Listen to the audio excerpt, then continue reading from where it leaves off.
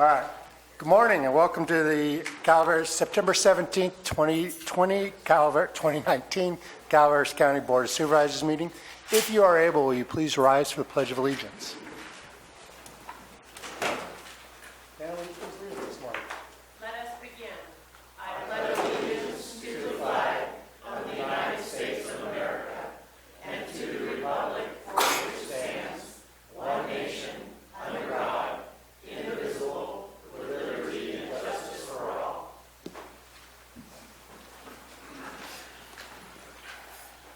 Thank you.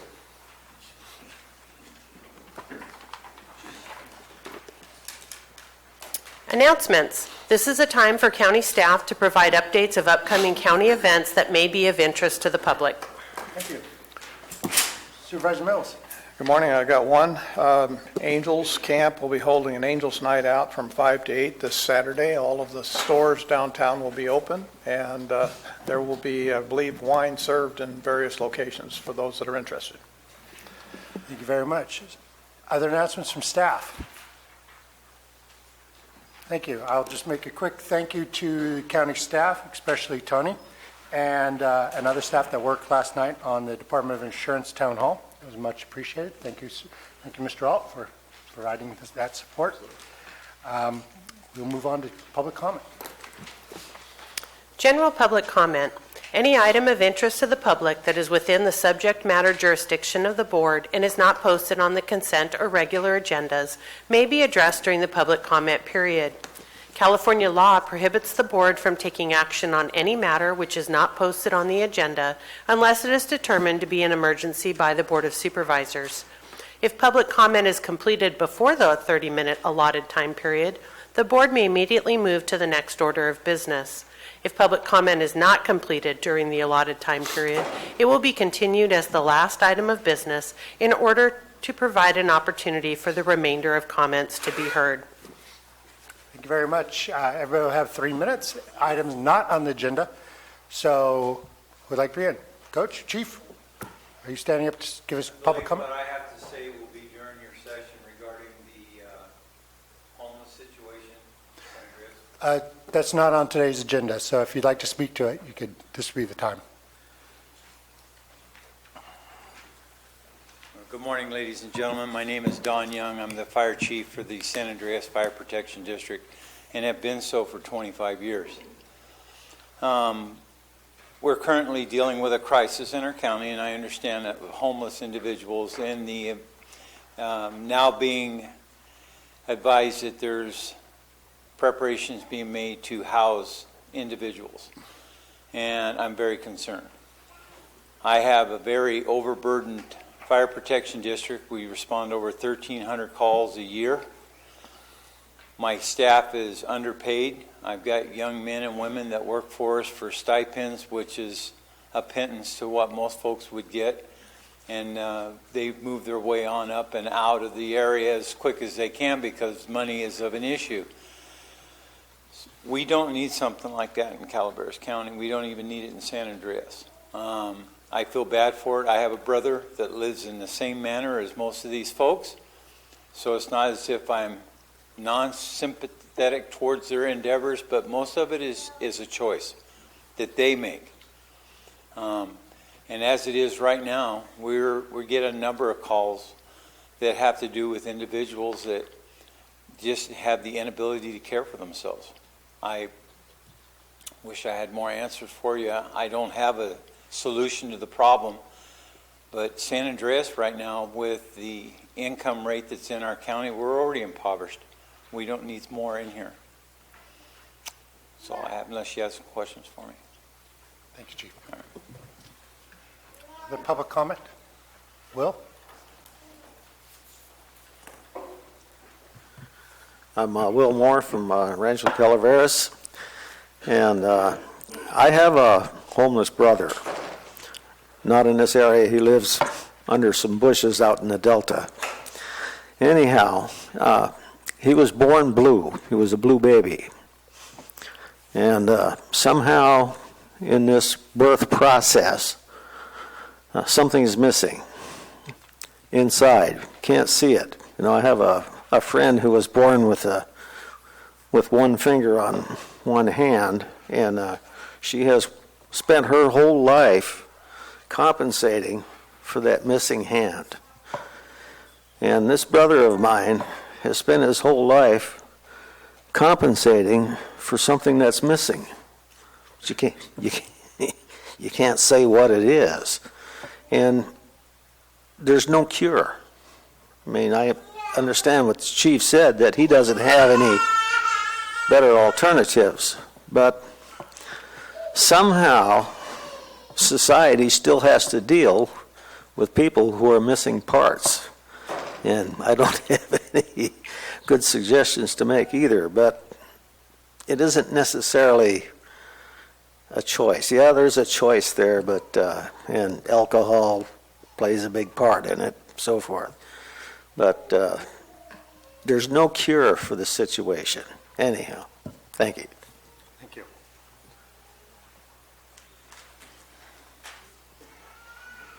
Let's let the, I thought the lady with the baby was coming. Hi, Ann Hill, District 2.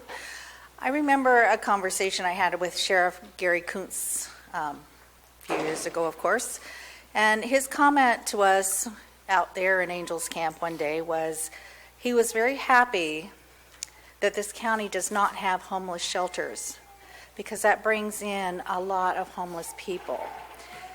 It's like a magnet, and if you don't have homeless shelters, you're not putting out a lot of money from the county that it's a poor county. And it's just a comment that, conversation with him, that we don't need homeless people, we do not need homeless shelters. The cost is just more than this county can stand. Thank you. Thank you. Other public comment?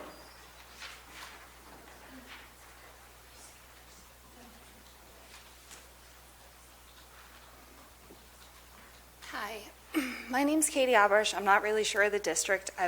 I'm thinking it's District 1. I'm right down the street. We've been here a year. We just purchased our home. My concern is, and I understand there's a problem, my concern is the location in which you want to put those 5 buildings.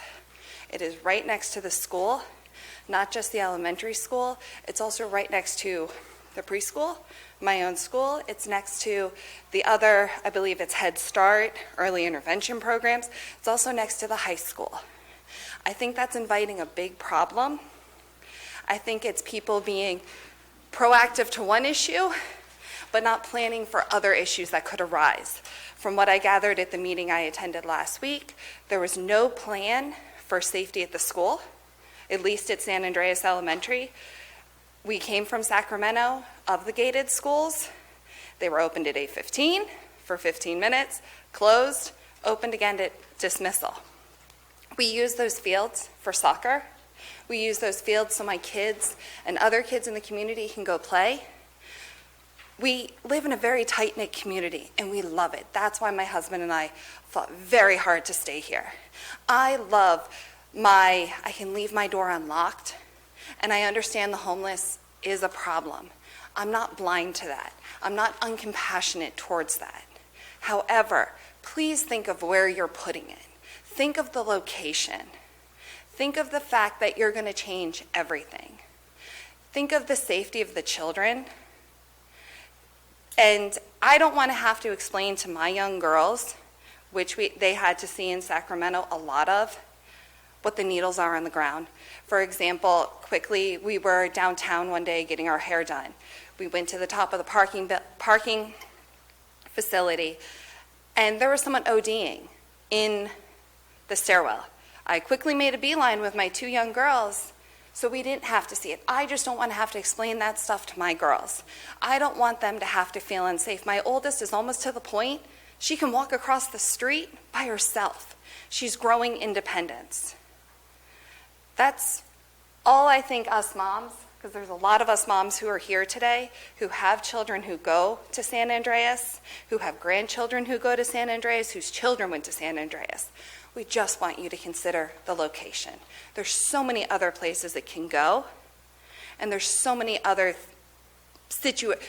possibilities you can look at. Thank you for your time. Thank you. Matt?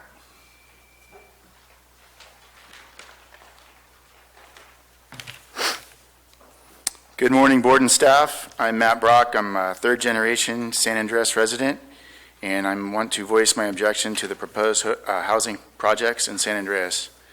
First, I'll tell you about my professional experience interacting with homeless people. This may seem harsh and may not be politically correct.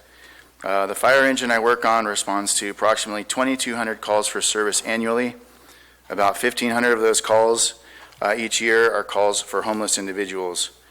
I can count on two hands the number of calls that were not addiction related. These events take place in cars, parks, homeless shelters, buses, trains, train stations, boarding houses, businesses, and homeless camps. The calls are for fights, arrests for criminal conduct, arrests for outstanding warrants, heroin, methamphetamine, and alcohol overdoses. When my fire engine is on one of those calls, we're not available to respond to another call for service. In the city, another fire engine is usually 5 minutes away to pick up the slack. But in our county, another fire engine resource is 15 to 20 minutes away at least.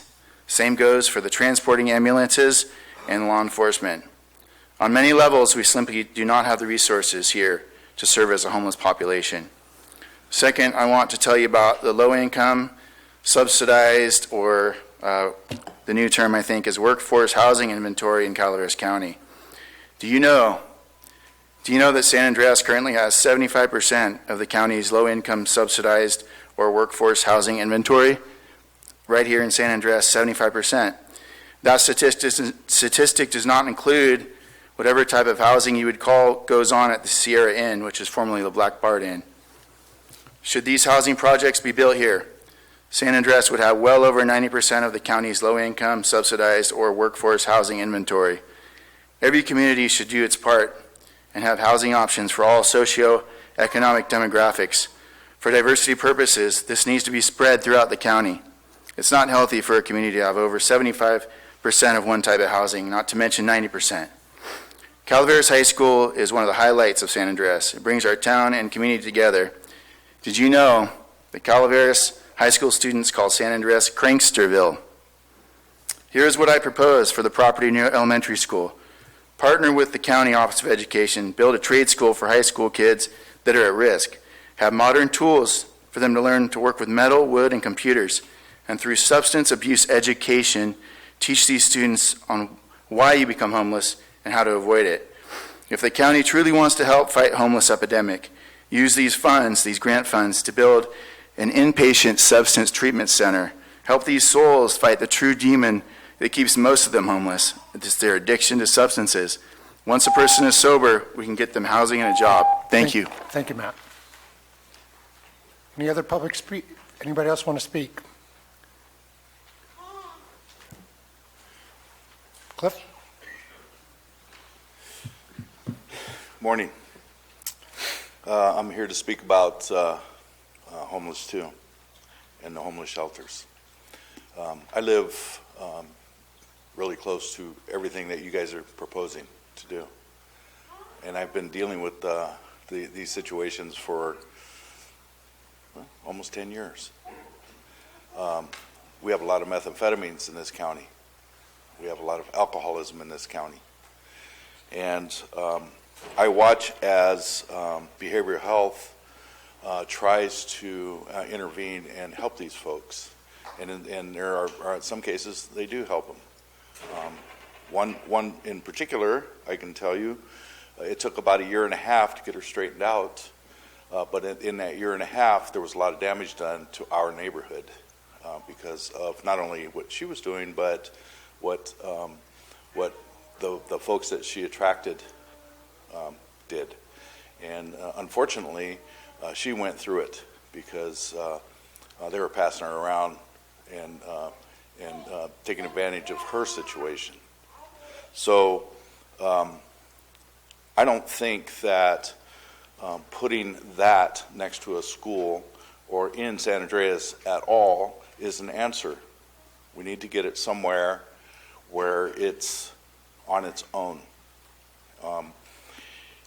There's many different ideas out there. I've been researching ranches, for instance. In Texas, in Austin, Texas, they have a ranch, and that's where That's where they gather, and that's where they do the treatment, and that's where they do everything they need to do to offer these folks a step up. What we're doing here in Calaveras County, and I've seen it for quite a while, is we are very willing, because we're generous people, to help people out of their situation. We help them out, but we don't help them up. That's the next step that we're not capable of in many cases. And what we need to get to that point, well, we don't have really anything in any type of program that does that. So what you're going to do is help them out, but you're not going to help them up. What you're going to do is help them out into our neighborhood. That's what you're going to do. And I seen it with Visionary. Same thing happened. And they were congregating up there in bunches. And I watched Sheriff Kuntz chase them out, chase them around. It doesn't do any good if they're hurting our neighborhoods, if we're trying to help them, and your rate of success is very minimal. It hurts us. Please don't hurt our communities Thank you anymore. very much. Thank you. Other speakers? Seeing none.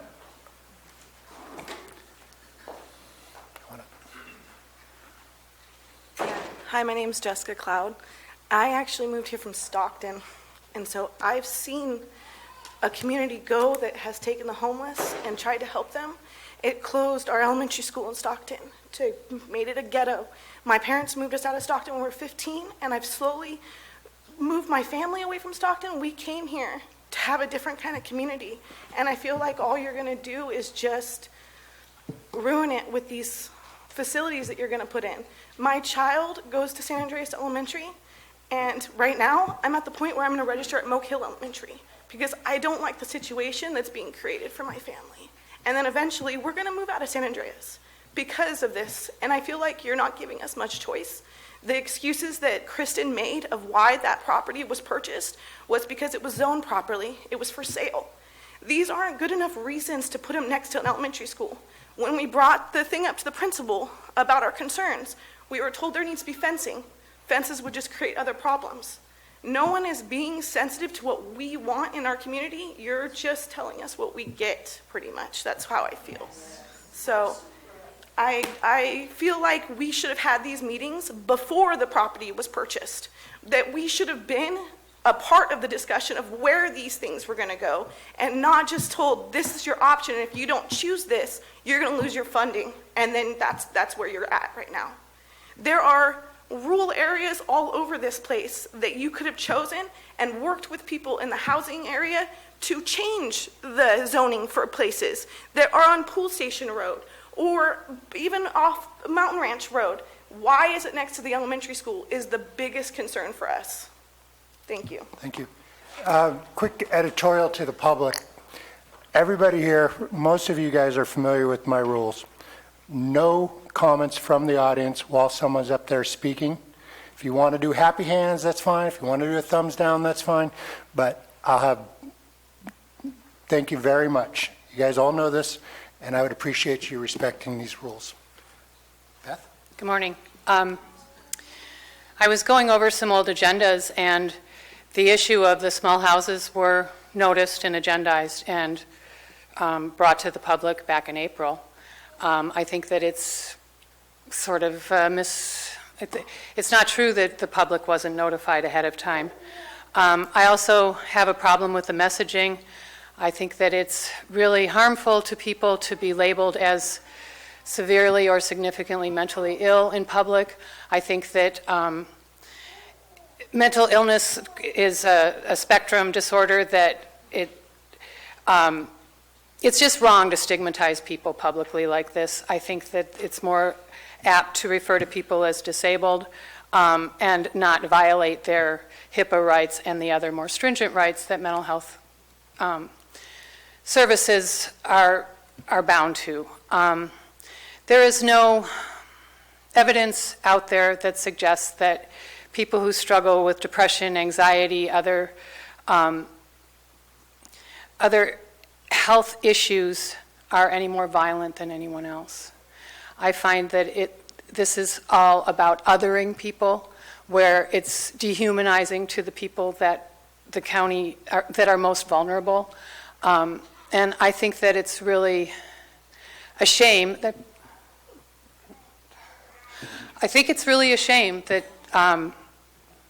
that people are being cast in such a negative light when housing people saves communities money, resources, police time.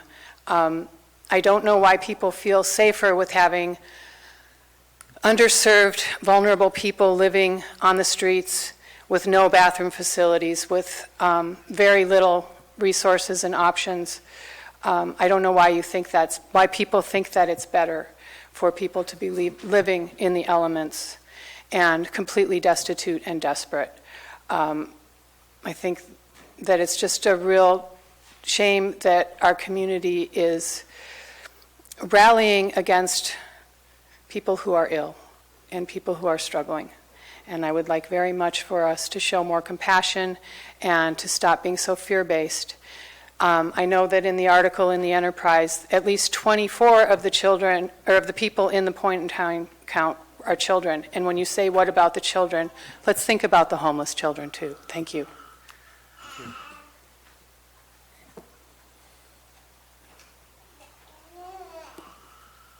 Good morning. My name is Katie Murphy. I'm a San Andreas resident as well. I'm also president of the Parent-Teacher Club at San Andreas Elementary.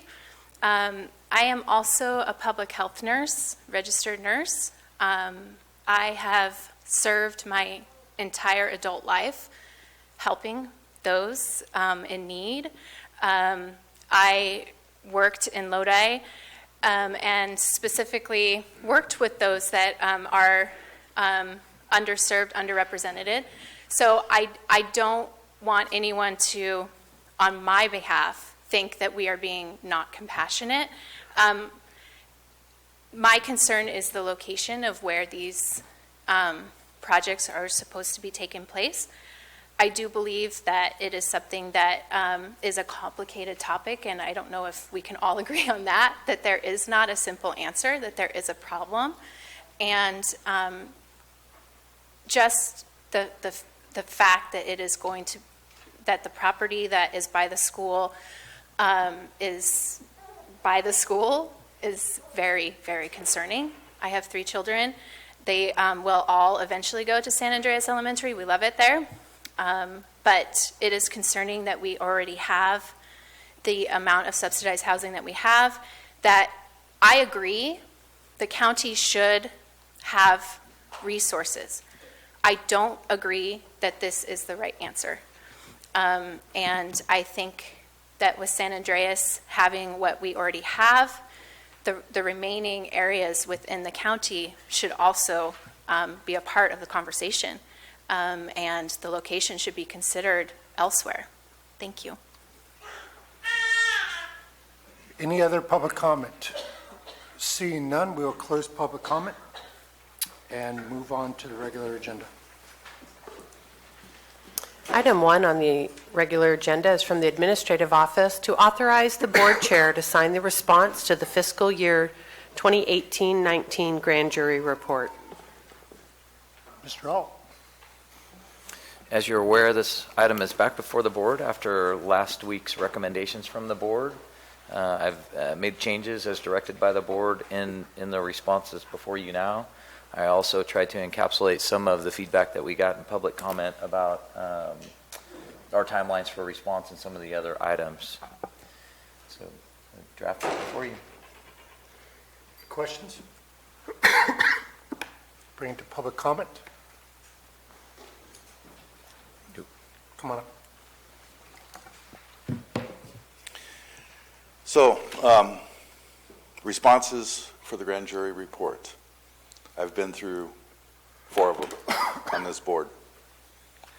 And seems like the grand jury just really, the report just really doesn't mean anything to this county.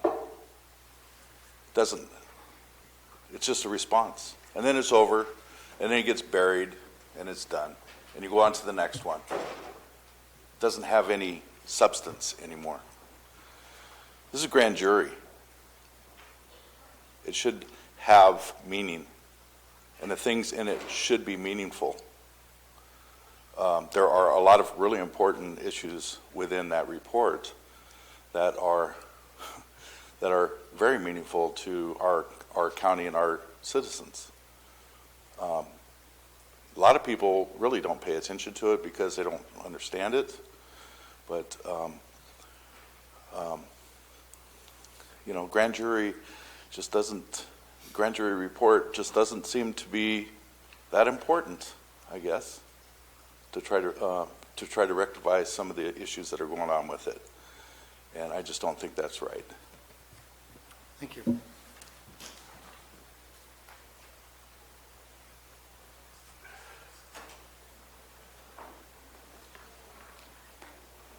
Hello, Ralph Copeland, Copperopolis, D4. Also a member of the past and current grand jury. Let's play a game of what if. What if cannabis had a program where they taxed the people and you did a forensic account or a forensic financial review of it, and you found out over 2/3 course of this money issue that that we're going to spend $10 million for almost nothing. Boy, if that was cannabis, if Mr. Mills had his forensic accounting and the UO and found a $10 million deficit, all I got to say is that I appreciate you reviewing the grand jury. I also appreciate the grand jury itself, as we are picked from the citizens. We're reviewed by our peers in the Superior Court, Judge Haley. We spend a year researching and developing the reports. This is public knowledge. And as the previous speaker said, well, I won't comment on that. He put it very well. Again, what if these reports were about cannabis? Thank you. Thank you for your service. The comments on the grand jury responses? Very well. Bring it back to the board. Is there further discussion or questions? Supervisor Galloway? I appreciate the changes that were made in the grand jury report per the direction of the board. And there were a couple of items. It's taking action on behalf of the CAO's office to report back to the board and take action, excuse me, on some of the recommendations. And I'd like to move that the board chair sign the response to the current year's grand jury report. Thank you. The comments, Supervisor Toffenauer? Yes, Mr. Chair, I'm going to abstain from this item. I was a former member of Jenny Lind Veterans Memorial District Board, so I feel in my interest, in their interest, in the interest of this board, that I abstain. Thank you. We have a motion on the floor. Is there a second? Supervisor Mills? Well, I only to comment that I think that our response in finding one does cover what we were looking for in our initial discussion last week. I want to be sure that if we are setting up a timeline to establish a plan on how we're going to take this path forward, that it becomes a priority to some degree, that we don't let it slip. But it is a very complicated issue because we're talking about looking for land, we're talking about looking for additional housing of some type. There's a lot of pieces to this puzzle, and I think that the Humane Society found that out very clearly when they started to look at their situation of what they were going to do. So I just want to be sure that whatever we're doing here within the next 6 months, that we are going to have those recommendations back and that the board will take some type of action to move forward on it. Supervisor Stopper? I also want to comment on some of the other issues. I appreciate the work that's gone into animal services, but absolutely, the members of our community came together as the grand jury, and a lot of this is constructive criticism as much as anything else, and that should definitely be considered. I brought up some of the code compliance issues prior, and they immediately had forwarded me their policy and procedures guidelines within that day, and I do appreciate that. I think some of these recommendations made by the grand jury, as Mr. Supervisor Mills said just now, not just the animal services issue, but all these issues need to be addressed. Because there's things I read inside this policy manual, and some of these recommendations I think need to be considered. I don't want to delve too deeply into it because we may be talking about it more in the future. But I agree with Supervisor Mills on the fact that, not just the one issue, but all these issues we should follow up on and expedite addressing them, because what the grand jury does say does matter to us. Is there a second? Yes, I'll second it with that. So we have a motion by Supervisor Callaway, a second by Supervisor Stopper. I'll call the vote. All in favor? Aye.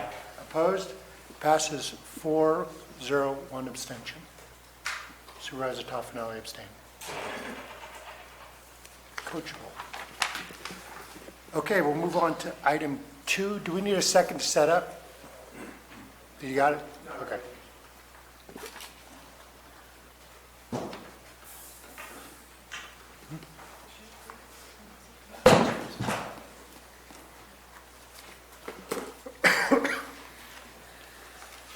Item 2 is from the Sheriff's Office to conduct a study session of proposed ordinance Chapter 9.22 entitled Cannabis Background Clearance Badge. Okay. It's a sheriff's item. Under Sheriff Macedo, welcome. Good morning. Jim Macedo from the Sheriff's Office. I have some documents I'm going to deliver to the board. It's some updated costing that was not included to the original.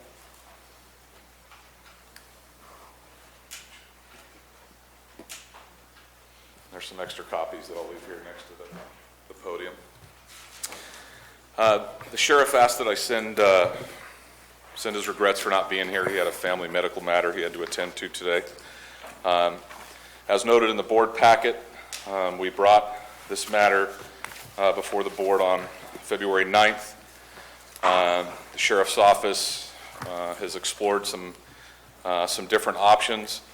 One of the ones most notably, or maybe most impactful, was the potential for marijuana or cannabis-related business owners to conduct their own backgrounds. We reached out to the Department of Justice to see if those business owners could in fact receive those backgrounds, and they unfortunately are not able to do that. So that places the responsibility for review of those backgrounds back into the sheriff's office. And with that said, I know most of you have seen this document. We've had a few committee meetings involving members of the board. So with that, I'd like to open it up and take any questions or have a discussion about process as it relates to the background process or all the way through the appeals process. I realize the appeals aren't on the agenda today, but some of you may have questions pertaining to how the backgrounds affected the appeals process during the urgency ordinance.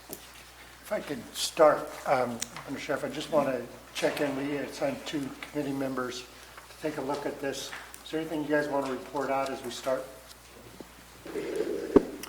Well, I think that we kind of came to the conclusion, Under Sheriff, that in the course of the background check, having an independent company go out and do it was not going to provide the same level of information and control that you were looking for. Would you like to expand on that? Well, if it's all right, I'd like to hear from you guys what Okay. the outcome was, if any, from the meetings, right? And then we can go into questions. Sheriff. Personally, the outcome I saw was that there was no consensus in the meeting to an end, and it was to bring it back to the board for direction. Okay, so we didn't get a resolution. And that's why I was looking for possibly expanding, just taking some of these issues that I know that the board had concerns about, and bringing these issues forward for a more full discussion. Okay, well, what we'll do is we could quiz the undersheriff, and we'll have some public comment, and we'll have a broader discussion. Does that work for everybody? Yeah. Do you want to do it in a different order? You guys have been closest to us, then Dennis and someone. No, I would just like to be sure that what we discussed in that meeting and some of the reasons why those issues were important need to be brought out here so that the full board gets a chance to review those. Very well. Go ahead, Supervisor Mills, I'm sorry, cut off. No, that's quite all right. My first question was to the undersheriff regarding the background checks by independent companies.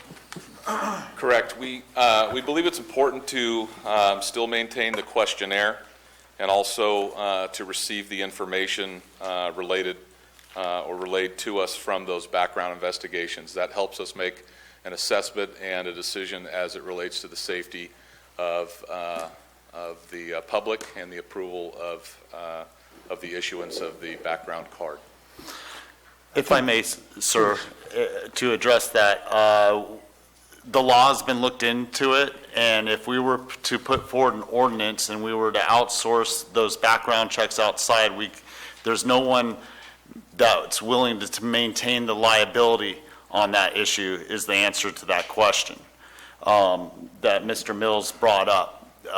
So, when we're discussing the employees during that meeting, and it being outsourced as opposed to doing it inside the sheriff's office inside the county, there's no outsourced place that was willing to use our parameters and is willing to take the liability on that based on that decision. So we were primarily discussing employees, not the actual business owners themselves with this whole discussion. So I just wanted to make that very clear. Those parameters to you were very important, to the sheriff were very important. They were, and just so I can be clear,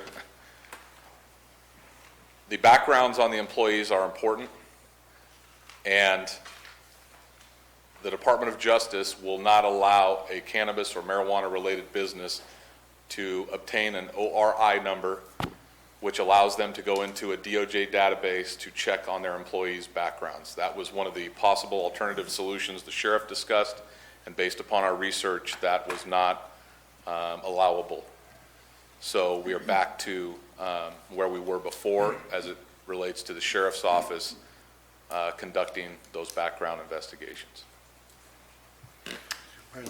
Yeah, and there was also a concern, I know that Supervisor Stopper had brought it up about the speed in which these background checks could be performed, considering the potential volume that you may see in applications. Sure. That concern is noted. That's why there was a recommendation to start with small numbers of cultivation business applications to, in a sense, limit the numbers to avoid a large influx of people coming into the sheriff's office, essentially recreating, to a sense, what happened during the urgency ordinance with the other county departments. During a previous department-related meeting, not sheriff's department, but a variety of department heads and managers, there was a recommendation to limit that number to 25 and expand at a later date. Certainly, that's the board's decision.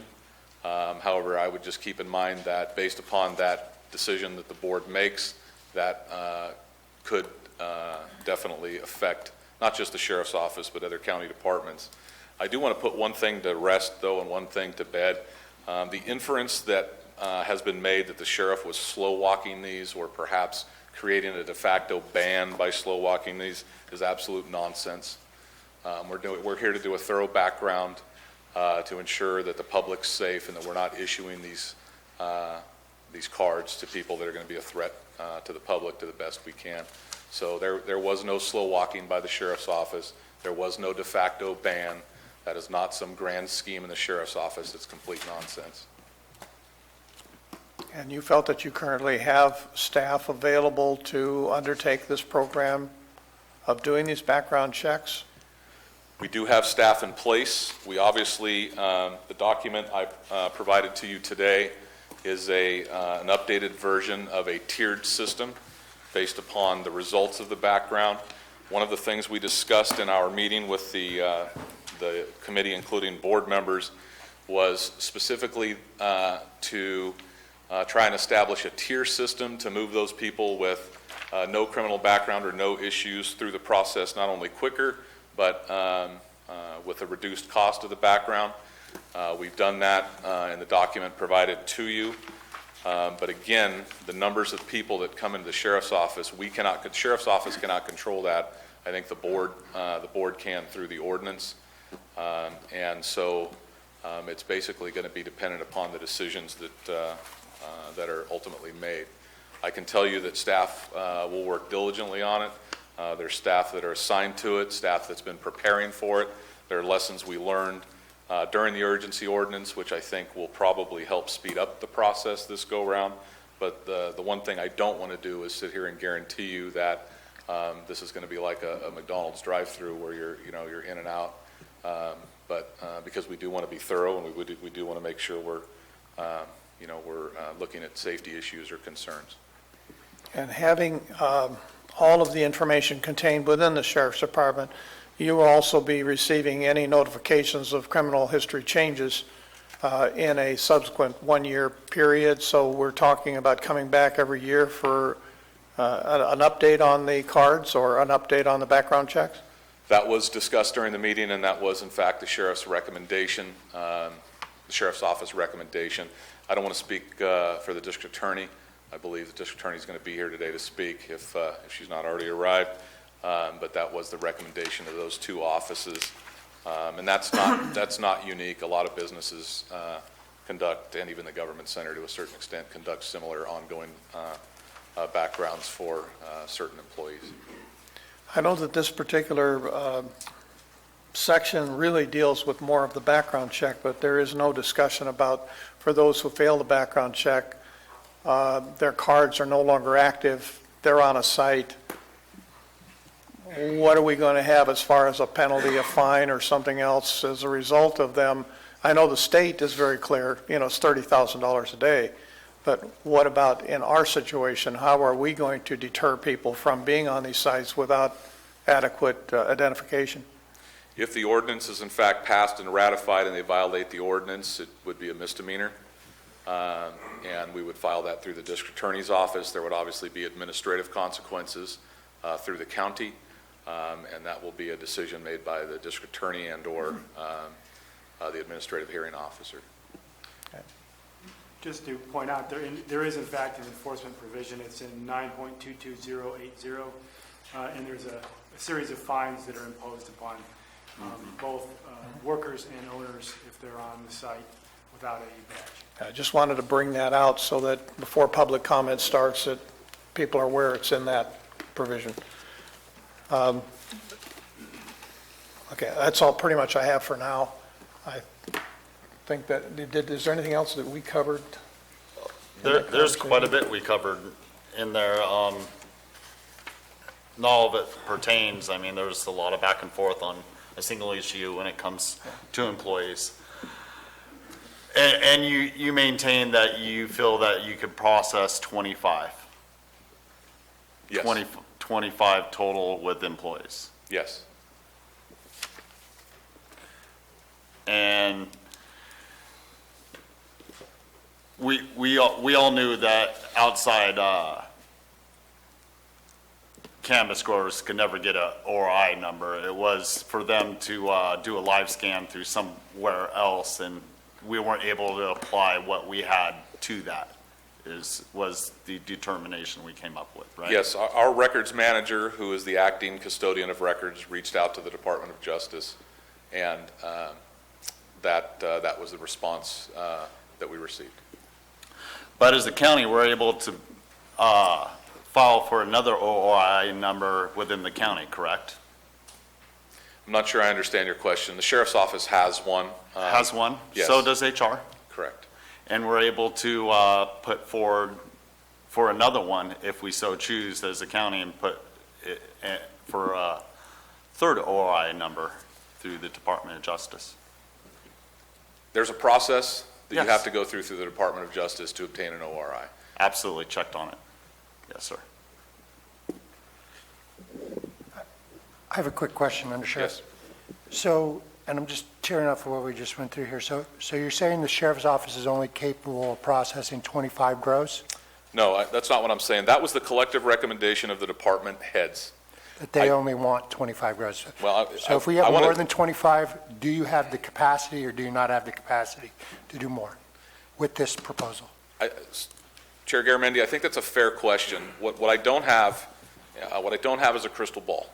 And I don't know the extent of with which the employees are going to arrive, or those that are going to arrive requesting a background, what their criminal history, what their history is like, what their residential history, where they've lived. So I can't predict on a global basis how each one of these backgrounds, how long it's going to take. What I can tell you is that when all the departments discussed this, that number of 25 is what we collectively, not individually, but kind of collectively agreed to.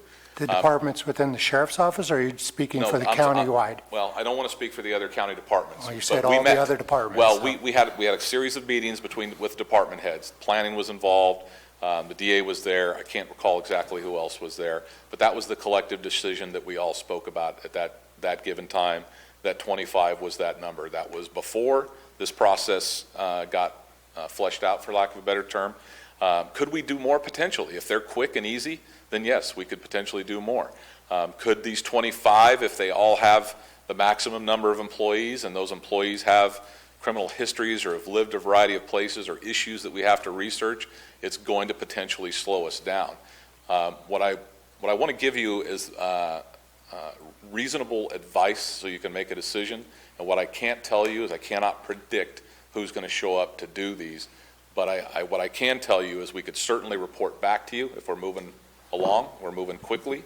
If we're able to get through those 25 or we're able to get through the first 10, we can certainly report back to the board on how it's going, and that will give you an assessment on what you could do on perhaps a year-by-year basis.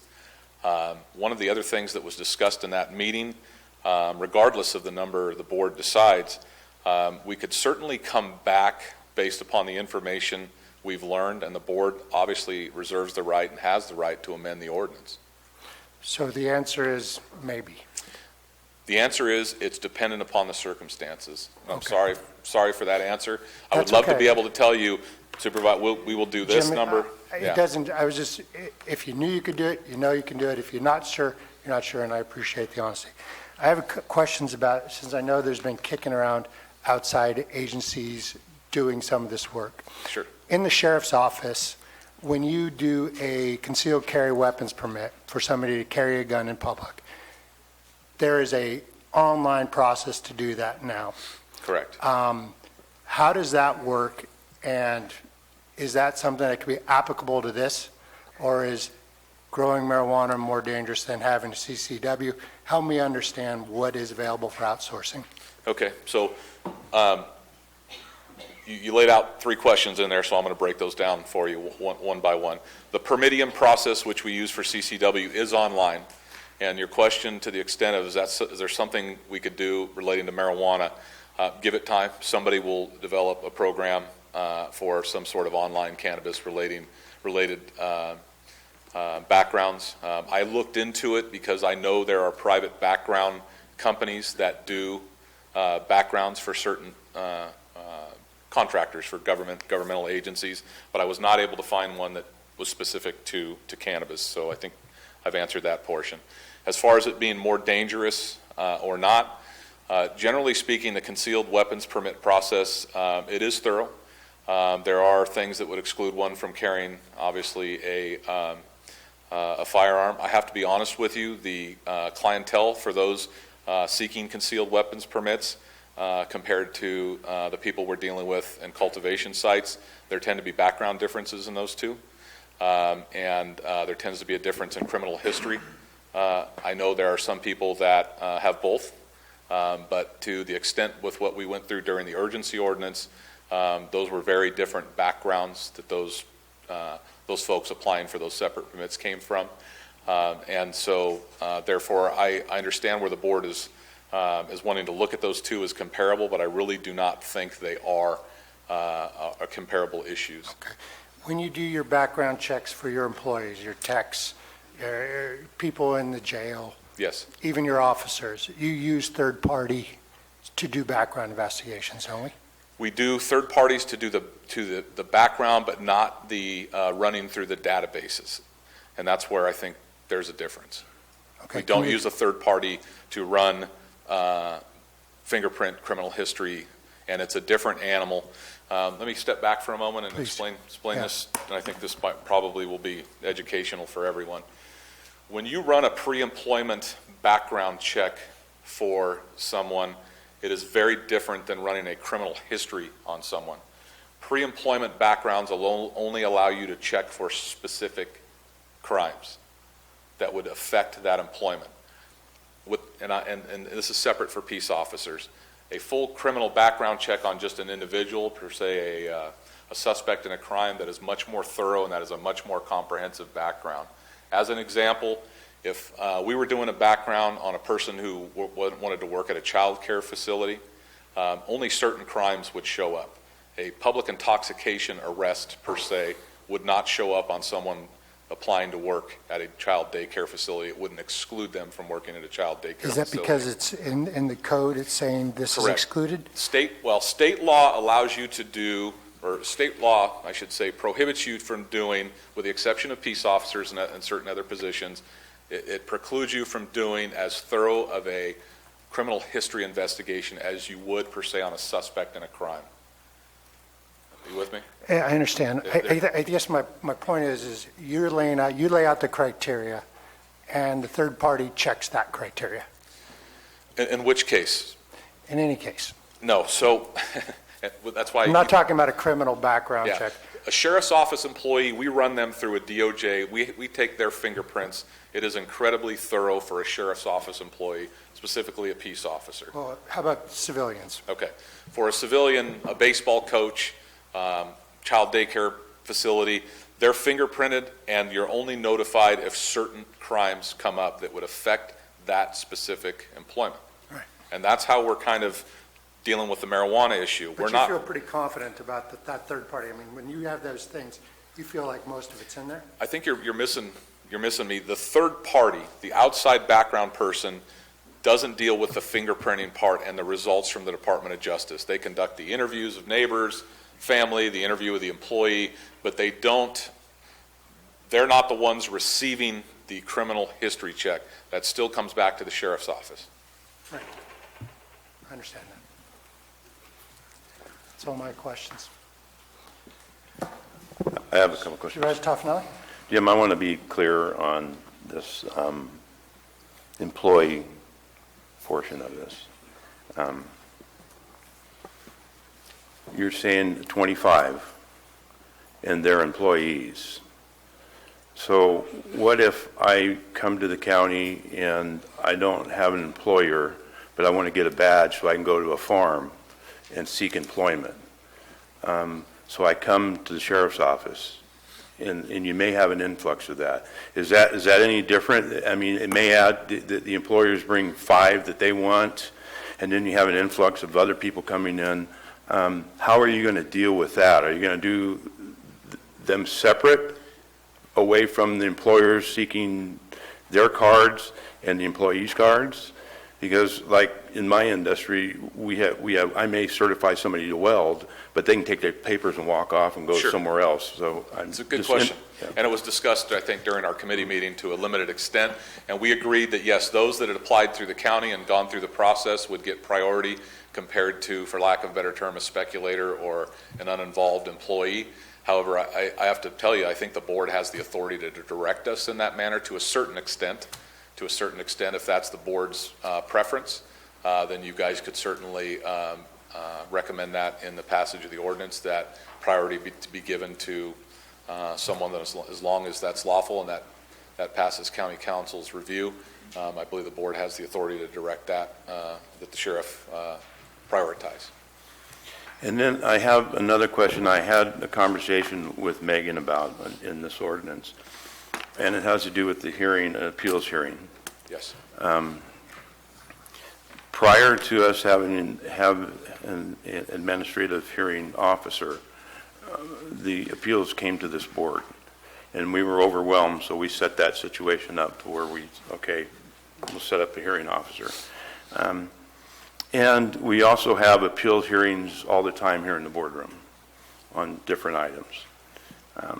In one item here, on my page, packet page number 35 is page 11 of 16, 9.22.100 administrative hearing procedures.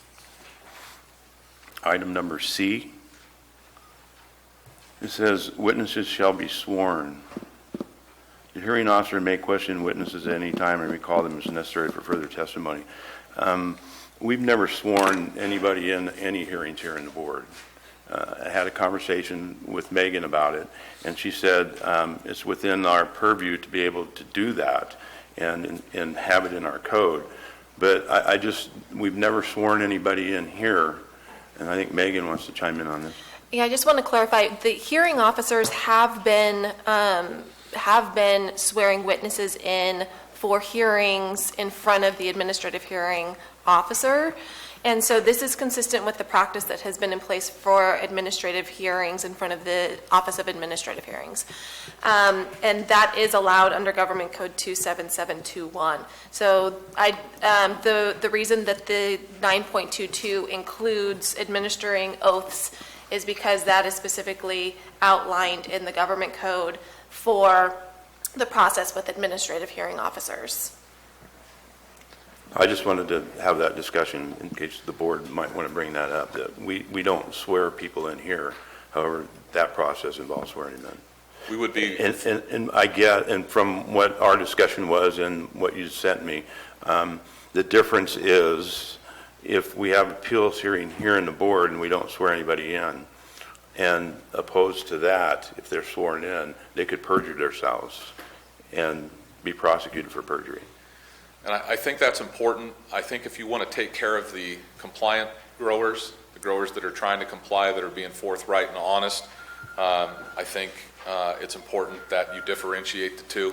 And during the previous urgency ordinance, there were clearly both types. And I think while some may look at that as, oh, you're trying to, punish or put some growers in jeopardy, I think you really need to look at that as, no, you're protecting those that are being honest and forthright and are compliant. Okay, thank you. That's all the questions I had at this time. Some more questions on the appeals process.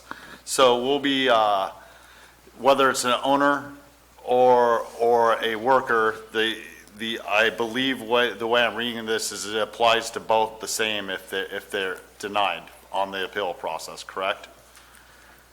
Correct. However, obviously the end result could be different. Right. Well, yeah, apparently one would have a job or not have a job. The other would have a business or not a business. Correct. Here on page 2 of the handout you just handed us out to earlier, second paragraph above staffing, persons who have been denied a CBCB, which would apply to the workers, due to criminal history which disqualifies them pursuant to County Ordinance 9.22, will have the right to an appeal process. The costs associated to this process are reflected as $1,248.05. On the appeal process, is there anywhere else in the county that we charge $1,248.05? I have no idea what the county charges. No, we don't. Did you want me to answer the question? Well, You have no idea. You answered. Well, I'm sorry, you interrupted me and I wasn't done answering. Okay, go ahead and finish, Jim. I'm not aware of what the county's appeal processes are as it relates to other code issues. That's not the sheriff's office purview, and we're not in the business of doing appeals with the exception of this matter and the towing authority. Understood. So the job of the sheriff's office is to enforce the law, correct? Yes. Right. So it's not to put forward a regulatory ordinance. It's the job of the board, correct? Correct. Thank you. Any other questions from the board? Very well. Keller? No? We'll move to public comment. We'll keep comments for 3 minutes. I would ask everybody to be respectful. It's not always easy to do public comment, and still be respectful and make power as well. The district attorney's office is here. I don't want to interrupt public comment, but District Attorney, you're not going to do 3 minutes. Although I do talk fast, I could try, if you wish. Okay, thank you. Good morning, Barbara Uke, District Attorney. I apologize for being late. I was having some technical difficulties with my video.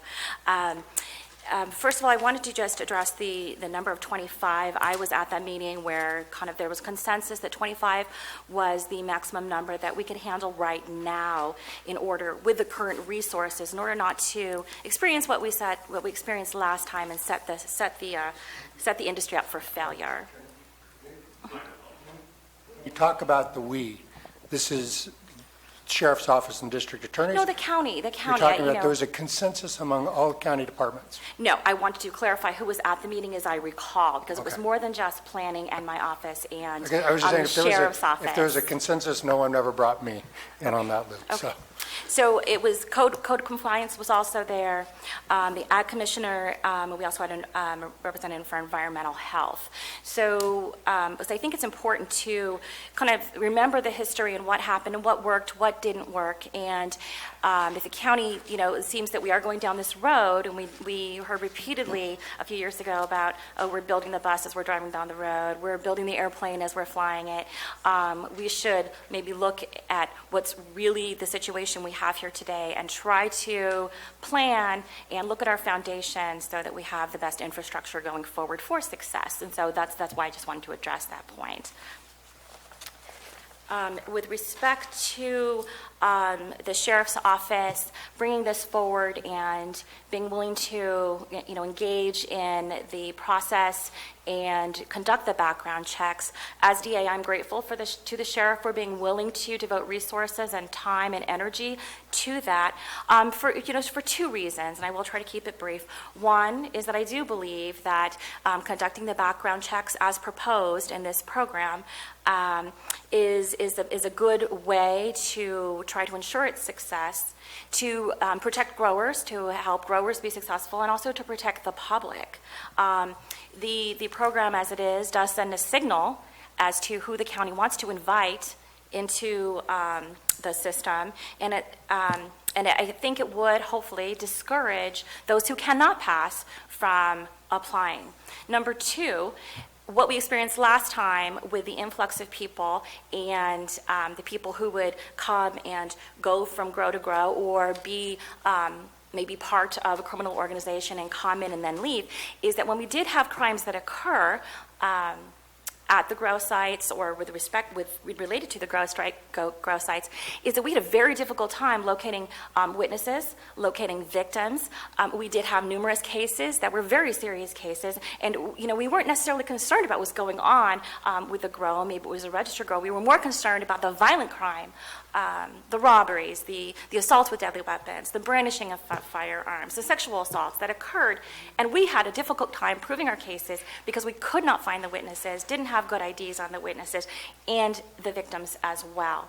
So we ended up having to dismiss some cases. We ended up having to reduce charges that we really did not want to do, but we had to because we had issues of proof because of the difficulty with identifying and locating witnesses. So for those particular reasons, there's more, and maybe I will have an opportunity to comment later on other issues that the board brings up. But I would just want to express my gratitude to the sheriff for being willing to wade into this and be involved in the background process. I know some other counties are not doing it. It's a big burden, but I believe that he believes it is the right thing to do, which is why they have put this effort into it. They have put in far more hours into it than I have, building up to it. And if you do agree to allow the sheriff to participate in this way, they're going to be putting far more hours and resources into it going forward than my office will. But because of the reasons I laid out to you, I am grateful to that, and I hope that you will accept it as it is. Thank you. Thank you. We'll move forward on public comment, but I'd be curious if anybody's listening. I mean, we now lumped code, ag, environmental health, the DA, and the sheriff's office apparently endorsing a 25 cap. So that's interesting news. I'd be interested if code and ag were agreeing with that. So, or environmental health. Anyway, let's move on to public comment. If we could go 5 standing so I keep track, we'll let this go. Will, you start. Will Moore and Rancho Calaveras. And I was a vineyard manager in Napa County once upon a time. And I hired field hands casually, seasonally, and so forth. And never ran a background check on any of them. It would have been unwise to do that. Anyway, it looks to me like we're going through a lot of rigmarole here to hire field hands, permits and background checks. And I don't know what County Ordinance 922 is, but what kinds of crimes make a person disqualified for ag work? It's a puzzlement. I'm really puzzled about this. Thank you. Thank you, Will. Hal?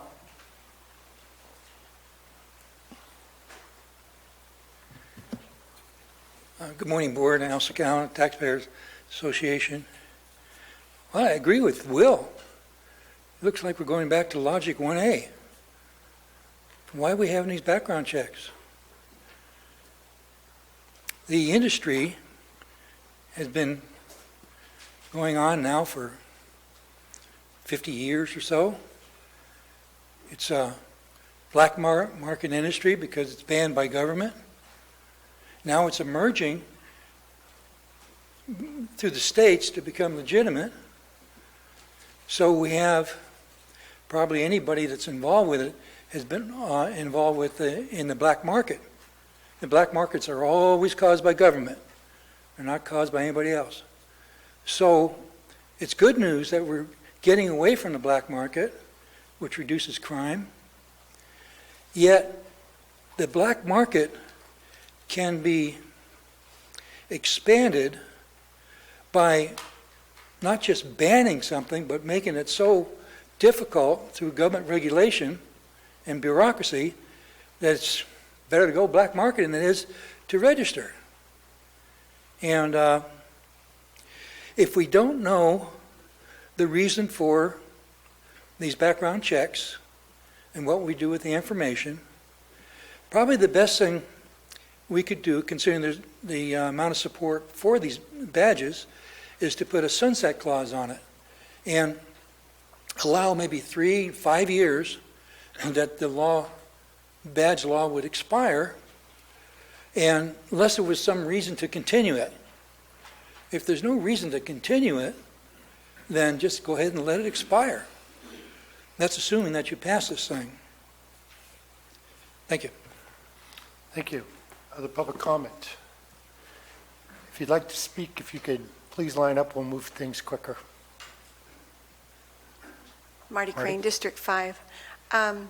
As I came in to the lobby, I understood that there was a statement made that the reason that the background check for the cannabis industry was far more extensive than the one for concealed carry was, correct me if I'm wrong, was that the people in the cannabis industry would have greater, what do you call it, arrest lists or whatever, you know what I'm trying to say, then those with a concealed carry, I have to object to that because I'd like to know, so where's the data that supports that? I mean, has anyone ever, if you don't do a background check on the concealed carry or the extensive, the same one, then how would you know? So I'm just thinking if we say this, I'd like to see the proof of it. Thank you. Thank you. Ms. Corda?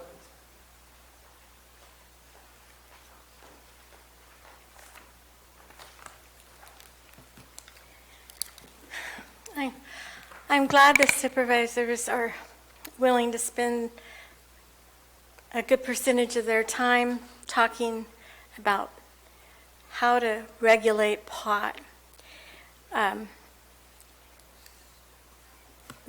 of the previous speakers was talking about why you have to go through this thing for checking out people that are going to be working at a pot farm. Hopefully they won't lose it and shoot people that might be stealing their pot.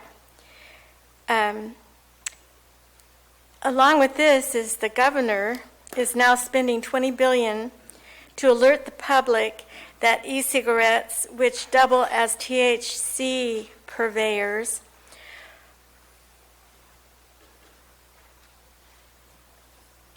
what a can of worms. Thank you.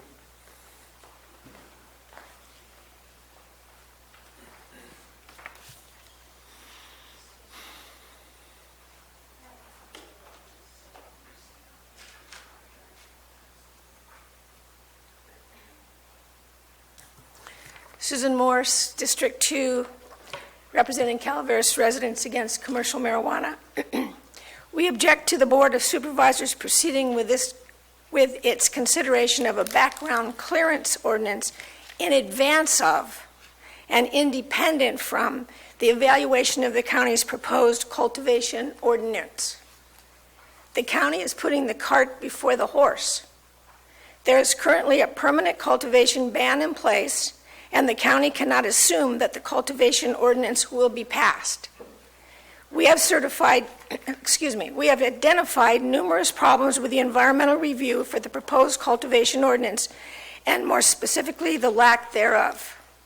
One of the many problems is, under the California Environmental Quality Act, the county cannot piecemeal its review of pertinent pieces of the proposed regulatory program, including the background clearance ordinance.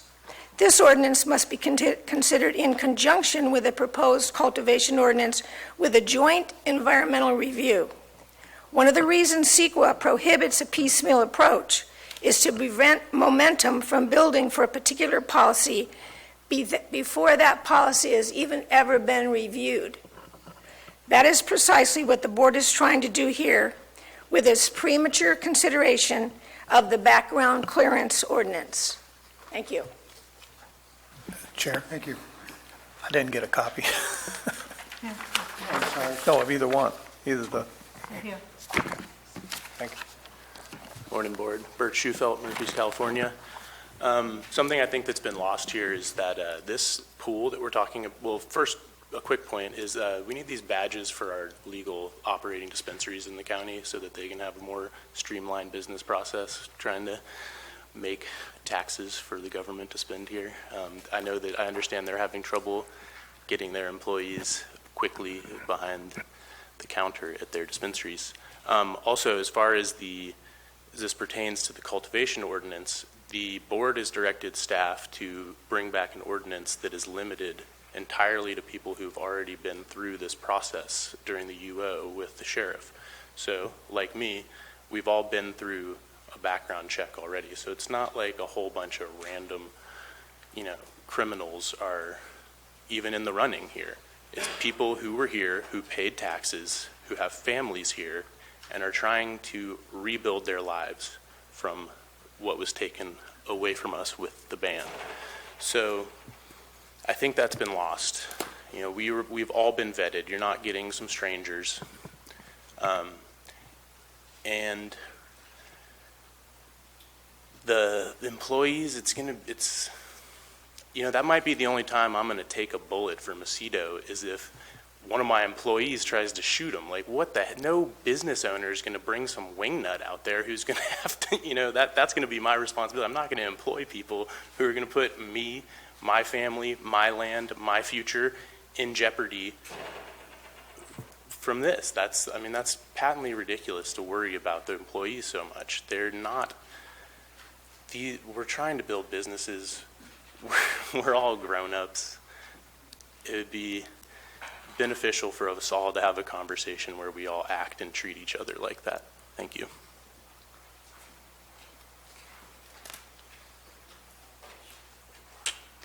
I think there's maybe a little bit of misunderstanding about how these businesses actually work. For years now, most of us have been employing our neighbors and friends and people well known to us to help us bring in our harvests.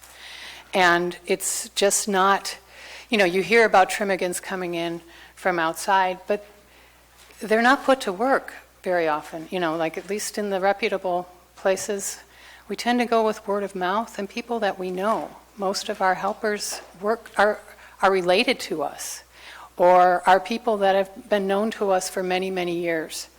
I actually do ask, or did when I had a viable business before the ban, I would ask people, are you willing to submit to a background check? And they all said absolutely. So I don't really object to it in principle. I just think that we're being stigmatized in a way that is really unfortunate. We're the ones that the sheriff went on many local cable access shows and said that he wasn't seeing problems with our groups so much. We want to do right by the county. We paid our bills. We paid our taxes. We've jumped through your hoops. But we're not just an ATM machine that can afford to pay $1,000 for an appeal here, $500 for an appeal there, rezone here, do this, do that. There are limits to how many hoops we can jump through, especially after being shut down for 2 years. I just wish that we could sit down and have an actual working group of different stakeholders and that we could approach this in a way that's not so combative and not so, just such a lack of trust. The mistrust is going both ways now, and we need to come to terms with how to live next to each other peacefully and with as few impacts as possible. When I hear only 25 farms can be vetted, that doesn't make sense to me since there were 25 hires that were hired during the UO that have been repurposed throughout the county. I mean, technically it sounds like you want 1 employee per farm when we start talking numbers like that, and that just is not sustainable. Thank you. Thank you. Seeing no one else standing up to give public comment, I will close public comment. Sheriff, you want to make a statement, and then we're going to take a 10-minute break. Sure. I just wanted to respond to a couple of the questions and comments. There was a comment concerning government regulation and overregulation, and I agree. There's a lot of overregulation. However, we're trying to ensure public safety, and I know I've mentioned that a lot, but we're more specifically trying to ensure public safety not only for the people that are working at those sites or the owners, but the other roughly 44,000 people that live in the county that aren't involved in cultivation or marijuana.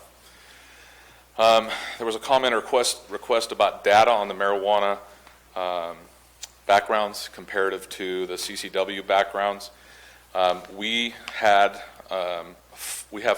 during the urgency ordinance, we had far more individuals rejected from the ability to grow marijuana than we do on concealed weapons permits. That data is certainly available, certainly could be dug up. Didn't know that was going to come up here today, but the rejection rate was significantly higher. Most people don't apply for a concealed weapons permit if they know that it's going to get rejected. The same did not necessarily happen with the marijuana urgency ordinance, and that's what the data and the information would be based upon. To the extent about why we need to do this, and the DA touched on this, and I think if I was a board member, I would want to know this. When a crime is committed in a cultivation site, and I'm not talking about all cultivation sites, but I'm talking about a cultivation site that tends to have transient employees or transient individuals, and we arrive and we are attempting to find out who the perpetrator is, and we are only provided with a nickname. It is very expensive to investigate that crime. It is very time-consuming to investigate that crime. It is also very difficult to investigate that crime to a successful result to where the victim seeks or sees some sort of justice. When we have a full name and date of birth, it is much easier to figure out who the witnesses are, who the perpetrator is, and we can track that person down quicker. It allows for the prosecution to speed up their process from the DA's office, and essentially the entire process could be less time consuming, and when we know who the perpetrator is, yes? I'm sorry. Have we had that Yes, happen on a legal unequivocally. registered site? Yes, we have, and we've had to chase people, Supervisor. And how is Garamendi. that different than any other crime that's committed where you don't know and people are calling out nicknames? Someone knocks off a grocery store. Is that specifically different, or is that just the nature of crime in general? Yeah. It's the nature of what has occurred at cultivation sites. I think it's because the monetary value of the marijuana, what's at stake, particularly during the harvest. There are sometimes disagreements that are originally related to business issues, and then they become criminal issues. But we had not seen a collection of individuals involved in criminal history. I mean, quite simply, Supervisor Garamendi, our crime rate went up. Our violent crime rate went up. I'm speaking specifically about legal registered sites. Sure. Not about all the, I know, Yeah. hey, you know my district. I know there's all kinds of stuff going on, but I just want to make sure that we're Yeah. speaking about apples Yeah, and apples. Sure. And I can tell you that registered sites were not excluded from these problems and issues unequivocally. They were not excluded. Was there a lower rate? We did some statistics, and I believe I presented those to the board at one point in time. I believe we have a chart. They were reduced, but they were not excluded. And I want to make that point real clear. When you have a violent crime, particularly a heinous violent crime, you want to catch that perpetrator quickly. You want to identify who that is so that that crime doesn't perpetuate elsewhere. And that's the point that I want to get across as it relates to the expense and the time and the need to know who these folks are. We want to know who these folks are. Another point that was mentioned was vaping. The vaping issue, specifically with cannabis, is kind of an emerging issue. I think California specifically has been impacted. What you're going to start seeing is, hopefully I can pronounce this word correctly, it's medicological investigations trying to determine where some of these substances are coming from. I don't know that law enforcement will be directly involved in that, but I think Calaveras would be ahead of the game, because what's going to happen is they're going to trying to find the source of some of these cannabis-related substances that are tied to these illnesses. It would certainly be nice to know that if a particular grow site in the county was tied to the sales of something that was causing somebody sick, that we could track down that person, have a discussion with that person, and possibly get that product out of the system as quickly as possible. I think you're going to see that as an emerging trend, not just in California, but across the United States. I think by us having an idea who's there and who's responsible for manufacturing some of these substances will give us a head start as it relates to that. If I may say something to that, sir? Yes. The state has, in fact, put forward metric, which traces back each manufactured item, if it's part of the legal market, back to the originating source. And at that point, the state does have inside metric the laboratory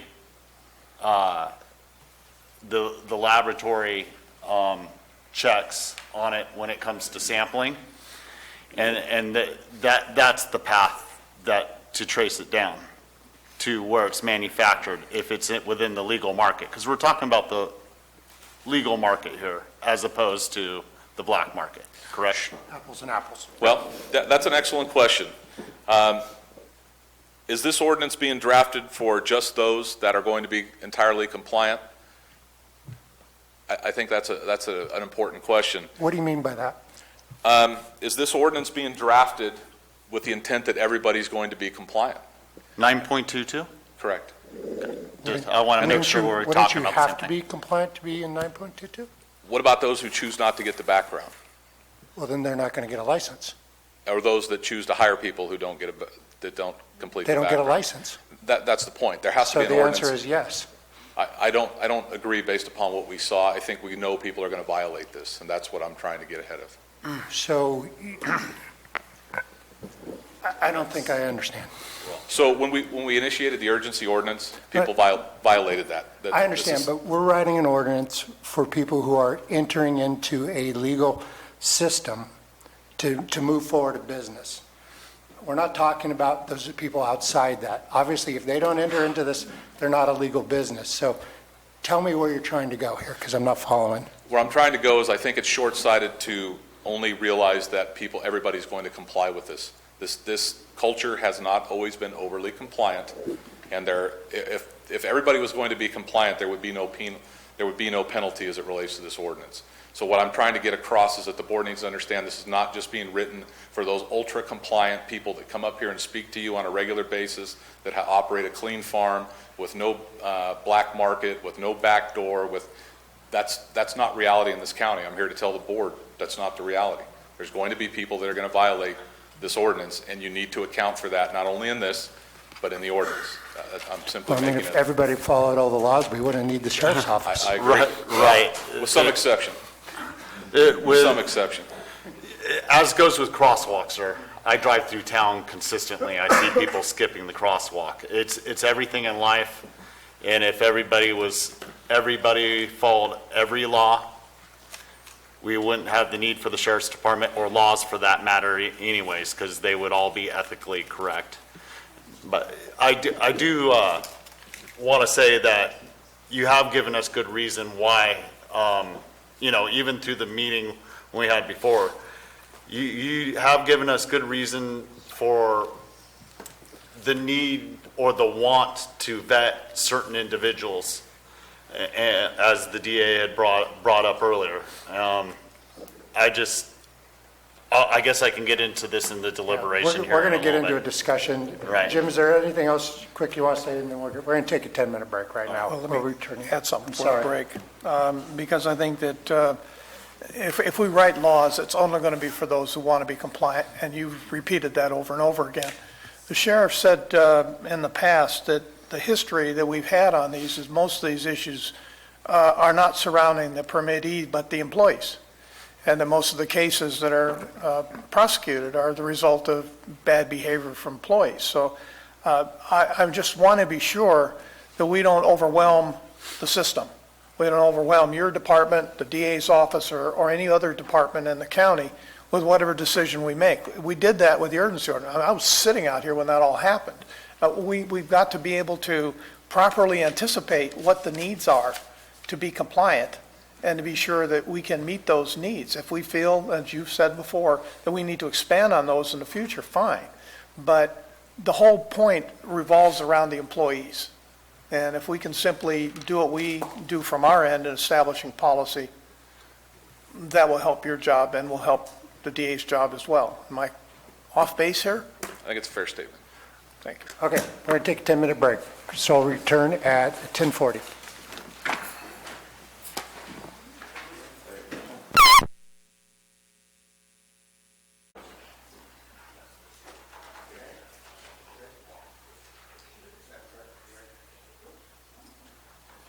All right, welcome back to Calaveras County Board of Supervisors meeting. We are discussing background ordinances 9.22.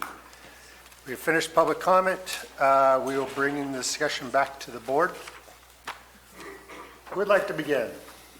Supervisor Stopper. After sitting down with the sheriff and the DA, they have put, some good reasoning behind the need for a CBCB. And it also concerns me overwhelming the sheriff's department with a load when on a regulation ordinance when they also have, crimes to work on out there and people to protect. As this ordinance sits before me, I made this clear in the past, that it's like putting a square peg in a round hole. It seems like a bad business structure to me, and it's very, I don't see it being successful as it's put before us. Not so much, it's for the board to decide what their appetite is on these different disqualifying findings here. But I would like to propose an idea that we've been going around. In years past, multiple supervisors and other people in the community have asked for an audit of, let's say, the fees for the permit structure in the past. I think Supervisor Mills on multiple occasions was questioning on how the money was spent and so on. I think that we can put forward an idea of possibly a cannabis department, and we have the opportunity to apply for an ORI code where they can facilitate this job getting done, and it won't take from the sheriff's time when it comes to working on crimes. I think that there would be better tracking of where the fees go in the future. I think that they can concentrate on a single task and it wouldn't be taking from individual departments, because I believe some of the departments have said that they only can do so many. The sheriff's department, I understand them only being able to handle so many numbers. The DA's office, they don't have anything to do with regulations, so they're only here in support of background checks and supporting the sheriff and through the process. So I think that possibly we can, after we find out what the board has appetite on this structure of these background findings, that we can possibly put forward an idea where we, for all purposes and intents, it can bleed over into 17.95 for a cannabis department being able to facilitate doing these things, and the cannabis department would strictly be paid for through permit fees. Okay, so the proposal is, as I understand it, to create a cannabis department or that can apply for ORI, allow for better tracking of fees, expenses for this county, and remove this and allow the sheriff to work on catching bad guys and paper pushing to the cannabis department. Is that what you're suggesting? Yes, sir. Okay, so are there ideas? Or you guys want to discuss this?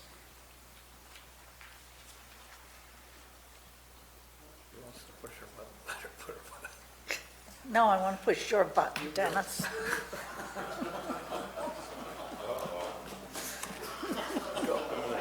All right, I don't know how to moderate this one. Supervisor Callaway?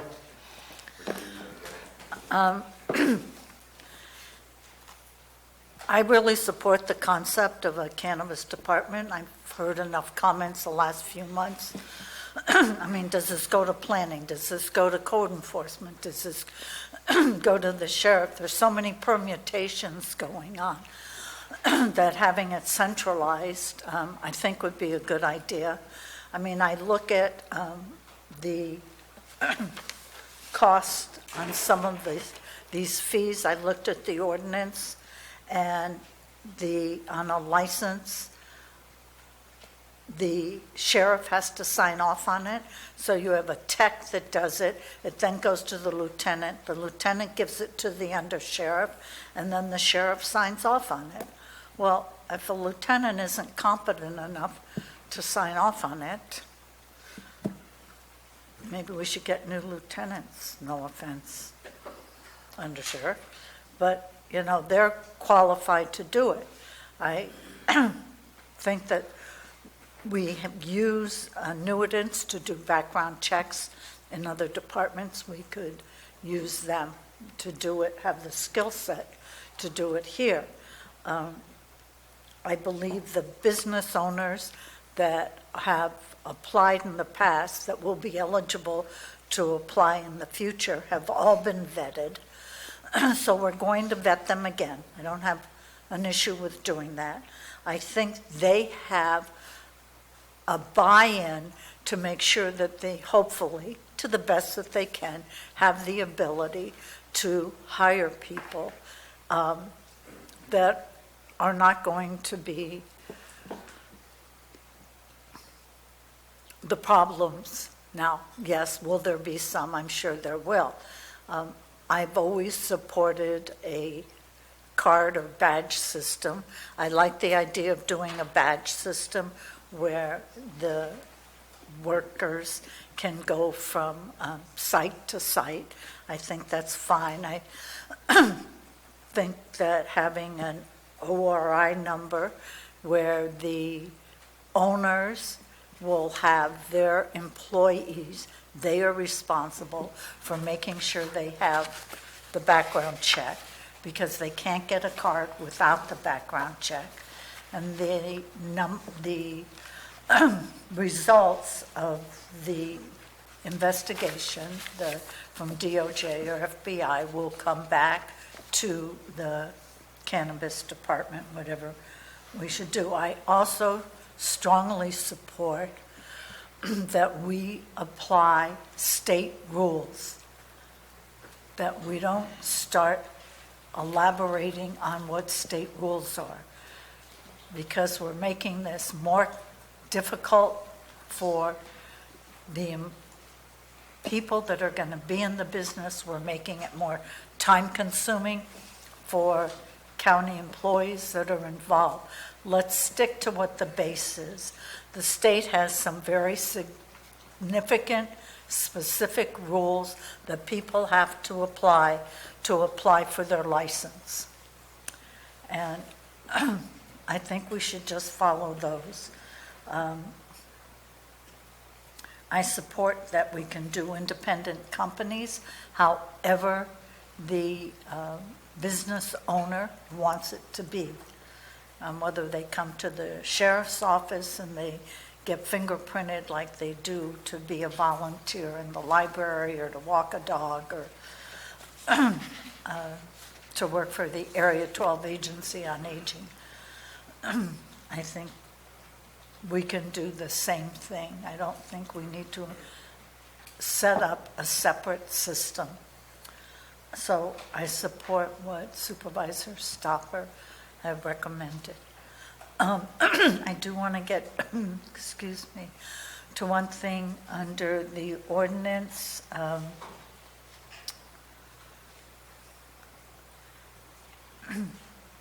On number F, under Section 2 findings, honesty and compliance with the law of particular importance. What page are you on? Thank you. It's page 39. I have on page 39. And because of proper record keeping, it's the onus needs to go back to the business owner. The onus should not be on the county. And it talks about concern of the black market to ensure proper accounting, local taxes, with track and trace. If these business owners are doing what the state law says, which they have to do to get their license, then that would be not, in essence, for the most part, a non-issue. So I support the concept, and I think we should pursue it. Of course, I haven't asked the CAO if he wants to take it over. Well, let's see if we got what we'll bring out in a second. Dennis, you had some comments? Yeah, I'm sure that the Sheriff's Department, when they set up these fees, did their proper nexus study to determine those costs are correct. So there is a basis and foundation under Prop 26 or any other methodology to determine these fees are as close to accurate as possible, and I'm sure that they're subject to review. I am concerned about who's tracking the hours that have gone into 9.22, as well as any other ordinance that we seem to spend a lot of time with staff putting together. And are we going to be going down the same road as the urgency ordinance that we just really don't know? I heard a comment about paying taxes, and just had a conversation with Ms. Sullivan, and that's not correct. All the taxes on Measure C are not paid, and I'm also concerned about the Greer case and what may happen there as well. But and let's go to timing for a minute. If you wanted to talk about permittees or the actual farmer himself going through the background check process, he's going to have to go through that to get a permit from us. They're going to have to go to the state and get their temporary or provisional, I think is what they're going to call it, or they call it. There's a time lag between their background check and the actual ability to get a state license to begin doing the actual activity. Unless this board decides that we're going to be like the urgency ordinance, we're going to start activity before we get the state license, that's up to them. But there would be a lag period in here where employees then could be processed separately at a little bit later point, so that would help with the backlog. In the disqualifiers that are listed in this section, I've heard many of the sheriff's reasonings for including them in there and the purpose of them. I remember the conversation that we had with Tabitha with the Bureau of Cannabis Control. She said very clearly, you don't rely on the state rules. You build your own bus. You decide how you're going to run that bus, and don't expect us to help you with it. Don't expect us to provide you the financial assistance, whatever it was. But she did repeat something over and over to us. She said it on May 30th at Couts. She said it again in another meeting. Go slow. Because whatever you build, it's going to be very difficult for you to unwind it. So start small, go slow. She also reiterated that track and trace is not in place right now. It's not fully functional. So anytime that we start depending upon the state or the state ability, the first thing you want to look at is how many people are in the Bureau of Cannabis Control at the state level. How many permits have they processed? How many have they not processed? They've just had to literally do provisional licensing because they can't get it done. And how long is it going to take before all those provisionals get, and where will those people coming from Calaveras County fall into that? And how long will it take them to get an actual full-blown license, not a provisional, from the state? So these are all questions that still remain to be answered. But I have to trust that Tabitha knew what she was talking about when she said start small and go slow. And that there's a reasoning for that, is that we're going to leave our staff, in essence, to be responsible for whatever this board puts up. And I don't want us to repeat an urgency ordinance. That should be the goal here. We should have learned from it. Let's not do it again that way. Let's find a way to do it that is very controlled, very moderated, so we don't put people like the district attorney's office in a corner trying to figure out how to unwind things that happen very badly.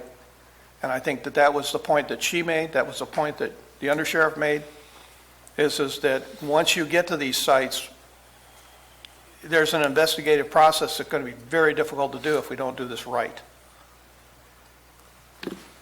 Thank you. Other comments from the board? I just want to say I support my recommendation, and I think that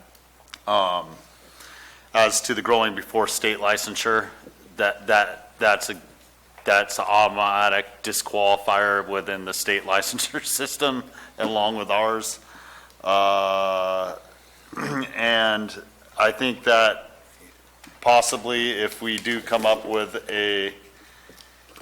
at least a majority to support what I have proposed, that we go through this item by item and work it through in 9.22. Okay. Let me see if, Supervisor Toffenelli? Yeah, got a couple of comments on this. I'm going to pull a Callaway here and say, I'm not clear on what exactly you're saying. You're saying you want to set up a whole new department. We're just going to create this department, we want to do it today, to do what? To issue license, to do the background checks after the licenses are issued? You don't go through planning, you just go through this one department for all of your needs? Are we cutting the sheriff's department completely out of all background checks? They won't be involved at all, so they can just go fight crime and go do paperwork, is what was said. I'm just not sure exactly everything that's being said here, what direction we're going. Are we going to rewrite 922 right now? We're going to go through and just cut where it says sheriff out of it and put cannabis czar? I'm not sure what's being proposed, where we're going, what's being asked. We've had comments before about on study sessions on what we would like to see in the ordinance. We have department heads here that met, and in my opinion, they lived through an urgency ordinance. They're the experts. I'm not a sheriff's officer. I'm not an undersheriff. I'm not a DA. I'm not the planning department head. I'm not Health and Human Services. They're the experienced people. They're the ones that brought this, put this together, and brought it to us. We gave direction to them what we wanted. Now we're going to do about face because we don't like what we're hearing and what's being presented to us, and we're going to say, well, you know what? Thank you, staff, for all your time and efforts into this thing. We're going to go ahead right now and rewrite the whole thing and create a whole new department because we don't like what we're hearing and what's being said. And then we're not sure on where we're going. We're not going to put something together here and then do another study session. We're going to adopt this new ordinance in this new department. From what I'm hearing, they're wanting to do, go through, and that's what we're going to do, even though this is supposed to be a study session today. Gary, I think you're getting a little ahead. I think we have to make those decisions and discuss those pieces. I want to know before I act on it and agree yes or no what's being proposed. So I think those are things we're going to work through next. Let me try to break down Supervisor Stopper's proposal and see if we can take it in logical steps. So if we hit a no, we don't have to go through the rest. Fair enough? So I guess the first question is, Supervisor Stopper is proposing a cannabis department. Ben, do you want to explain what the cannabis partner, how you see a cannabis department working? And then we could all say we agree or don't agree. By no means, I mean, when we put forward a land use ordinance, by no means do we take the planning department out of it completely, so they will still have their part within the system. But the cannabis, as I see a cannabis department, it would be, as with my proposal here, to facilitate the background checks in an expedient manner as we decide to put it forward, for one. Two, it would be, if I may talk a little bit how it would apply to 17.95, even though that's a different issue. It would be somewhat it would be where you file your application, and at that point, once you file your application, if you need a grading permit or let's say anything to do with the planning department, when it comes to zoning or any questions that apply throughout there, they would direct you to the department that facilitates those services. But they would also be doing the inspections. And what possibly working with the other departments that apply at that point, it would be transfer of, let's say, a half FTE or whatever we come up with to make this work. And then they would be going out as a group, like, let's call a white coat group, that goes out and does the inspections on those properties. And so this is a centralized department that goes through and does the paperwork and the processing, and then it's where you can go to put in your permit, you get your background check, you can roll your fingers, you can go, and then they give you direction on where else you need to go for the proper grading permit, for example, and then they do the inspections throughout. This is the centralized point. So a one-stop shop. One-stop shop for the most part. But We can't never take everything out of all the other departments and put it in there. But you're seeing planning still's doing, Peter would still be doing land use and the same tasks. And there's some other issues that probably aren't jumping into my mind that we would need him to address throughout the process also. And I would like his experiences needed. Let's call that question. A centralized cannabis department. I'm sorry. Does council have something to say? Yes, thank you. I just wanted to remind the board and the public, because this is a study session, this is polling to direct staff to bring items back at a future date to actually create these things. So this polling is not actually creating a department or taking action to do these things. This would be polling or directing staff to do these, to bring these things forward at a future meeting. And for purposes of 9.22, it would be directing staff to modify 9.22 to have this potential department oversee the implementation of it. That is correct. So let's have discussion on the first part. Supervisor Callaway has weighed in supporting this. Anything you want to add, or that's where we're at? Then we'll break down what that would do. Supervisor Mills? I think the sheriff has learned some very valuable lessons over the time of the urgency ordinance and the ban, and they've offered their recommendations, and I don't believe that we should be pulling them out of this discussion or pulling them out of their ability to control the outcome regarding the background checks. So We haven't gotten to the background checks. But Who's the gonna do answer is them? no. Which is sort of, I guess, the next question under that. If we have a control, I'm a yes, sir. okay. Gary? No. All right, I've been on the record since first year that we need somebody accountable and in charge of this program. I actually think that that's one of the biggest problems we had for a lot of reasons in the urgency ordinance is we didn't have accountability. As Dennis has pointed out, we had trouble tracking the dollars. We had trouble coming up here and figuring out when there were problems in the system that we knew were existing, but we didn't know where they were. We didn't have anybody to sort that through. I'll just go straight out here. I'm not going to do any program that I think is doomed to fail. And so I'm concerned. I don't want to do this cannabis thing and have it fail. We need to make sure we've got accountability. So I'm a yes too. So we're directing staff to figure out how to do a cannabis control department. Mr. CAO. So do you have any comments on this, since it's going to probably fall in your lap? Well, probably some questions more than comments. I'm sorry. I might ask or clarify what I think Supervisor Stopper suggested, and I'll form them maybe contextualize them as tasks. So does it sound like develop a program plan including goals, strategies, and implementation framework?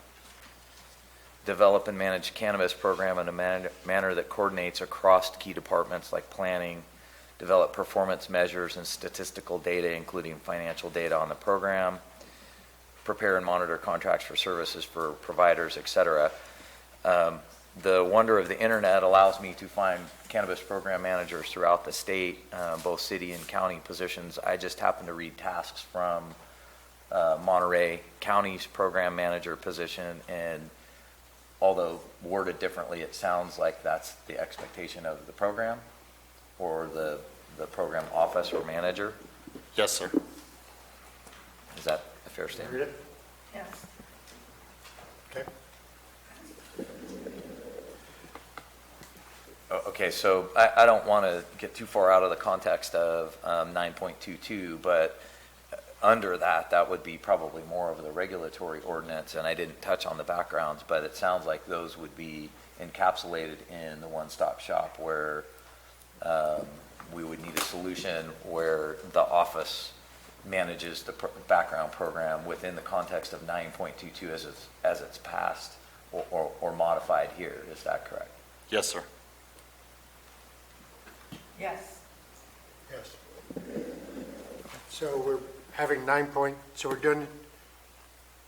so we're talking about background checks living in the cannabis department. And now we got to figure out what that means. That makes sense, Al? You've got these. It does, but I think where we need to be clear now is just where we go in terms of the ordinance, whether or not the sheriff's department or a program office is evaluating potential employees or cultivators against the criteria. The criteria has to be set, and that's the very purpose for 9.22, and that's obviously going to be the guidance with which whether it's sheriff's office or a program office would need to work on. Yeah, I want to make a point that, this board has worked really hard to build up and put bodies in the sheriff's office, and I worry about distracting them from their core mission in order to do this work. I mean, obviously they got a role in it, but I'm really concerned about that, and I'm also concerned, and one of the things I support the cannabis department is people also have their other jobs. They've got the blocking and tackling going on. So if this is just an add-on, it makes it difficult. Sometimes things get done and other things don't get done, and I want to be very cautious of that. We just got a new beat for our patrol. I don't want your lieutenants worrying about this, and obviously when there's a big crime or disaster, all your hands are on decks, and this is going to definitely fall below the level of highest priority, I would imagine. Since you mentioned Lieutenant, Supervisor Callaway, I don't think everybody in the crowd nor publicly quite understands your sense of humor. And thankfully, I've known you long enough, and I realize that your comment related to Lieutenant was more your dry sense of humor than perhaps an attack on our approval system or our Lieutenant. Do you think I'm getting beat up by the undersheriff? No, not yet. I'm merely attempting Hang to in there, it's clarify your comment and throw you a lifeline, because there's some preserver. people in the room that are not real happy with your comment, but I think they believed that it was straightforward. I don't want you to think that I'm storming out of here and taking my ball and bat and going home, but I'm here to tell you the sheriff gave me very clear direction coming here today that if you guys started to make significant changes to this ordinance, to pull it. So therefore, I am here to pull it.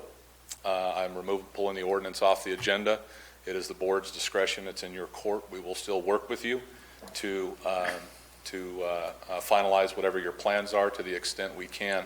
But I was given very clear direction by the sheriff, who was my boss, that if you guys started making significant changes to 922, to pull it, remove the sheriff's office from it, and the board can make the final determination. So I don't want you to think that this is us just saying we've washed our hands of it completely, but I was given very clear direction today, so I think it's time to do that. I'll have to ask the sheriff how that's different than just washing your hands completely, but. Well, I think we're still going to have communications with the county administrative office, Mr. Garamendi, as it relates to what you guys do, but the extent to our involvement, I know the sheriff has expressed that he was tired because there were a lot of changes that took place to get to this point. There were a lot of things we went into this ordinance that was removed prior to us even getting here. Some of it went back in, not all of it.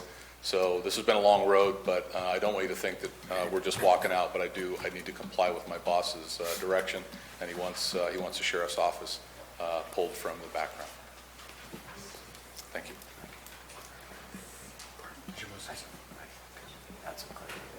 Do you want to, Mr. Alt, or? Can I make a comment really Please. quickly? I just wanted to address your question from earlier prior to the break as to what types of situations involved and criminal situations involved legal registered growers. And this is anecdotal information. I don't keep statistics. My system is not built up as such. But Two of our most kind of horrendous cases occurred with legal registered growers who were victims of people from the outside. And one of them we suspect was associates of trimmigrants. I heard that term used earlier by, I think, someone involved in the industry with the trimmigrants who, based on their ultimate location when we found them.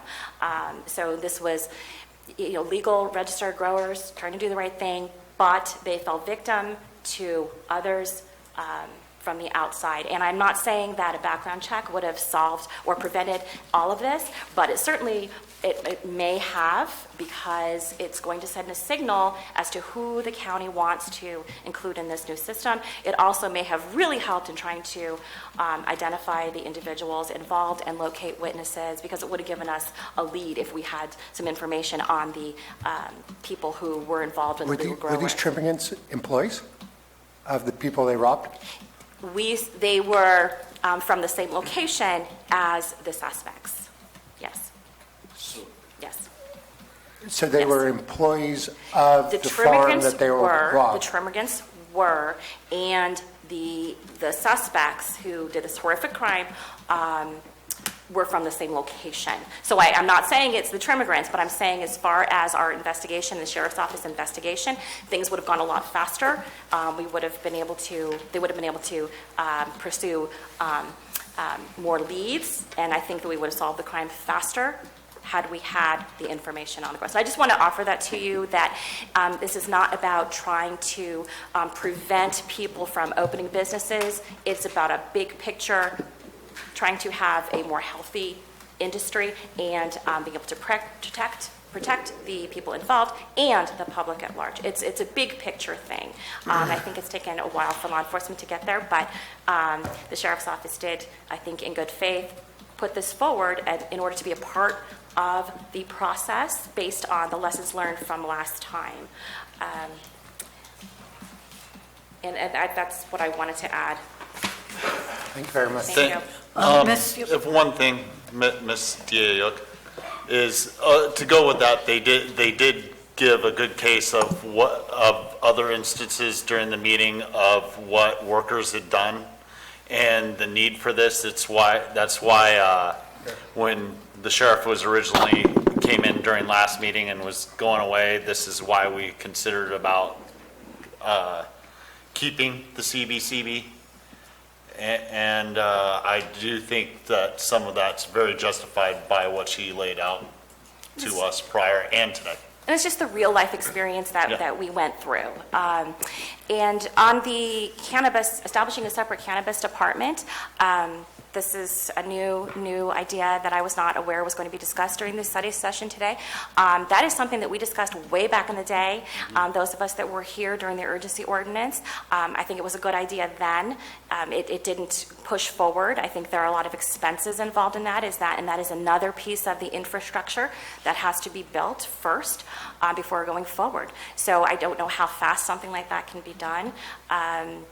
I know that, I believe Monterey County, the job description that you found, I think they had a very difficult time, and it took a long time for them to locate and bring on their person to lead that effort. Maybe it's different today and it won't take as long.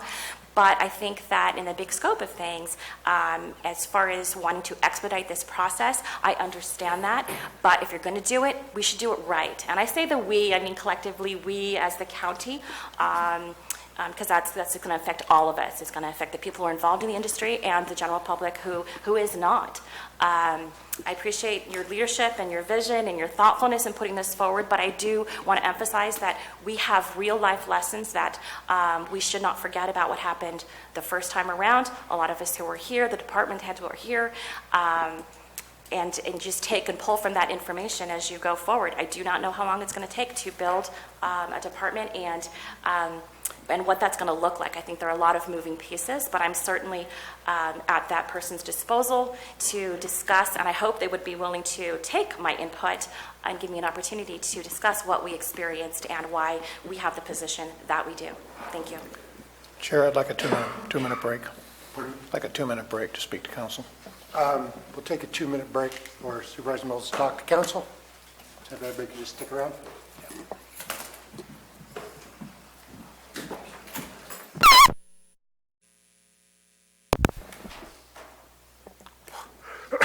Welcome back. Madam Counsel, you had something you wanted to say? Yes, when Under Sheriff Macedo had made his statement, I did put my light on to clarify, but I do want to clarify for procedural reasons. Under Sheriff Macedo had said that he was directed to pull the item, and I just wanted to clarify. Any time that an item is actually agendized, once it's agendized, the department can request that an item be pulled off of the agenda, but the board as a whole decides if the item is ultimately pulled from the agenda. I suspect that his comments was intended to mean pull the sheriff's department out of the discussion of 9.22. This is a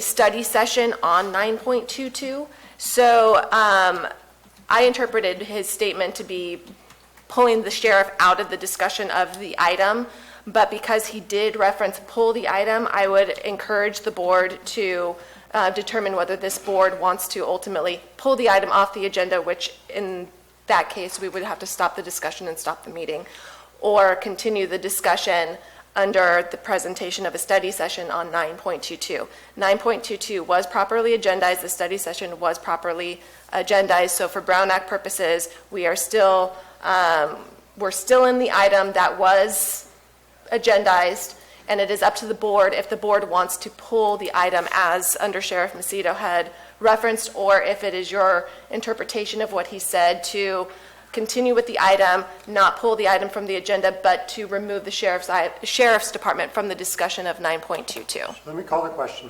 Do we want to continue the discussion on 9.22? Supervisor Toffenell? Yeah, we can continue the discussion. Supervisor Stopper? Yes. Supervisor Mills? Yes. Supervisor Callaway? Yes. Supervisor Garman, yes. Good? All right, let's continue on.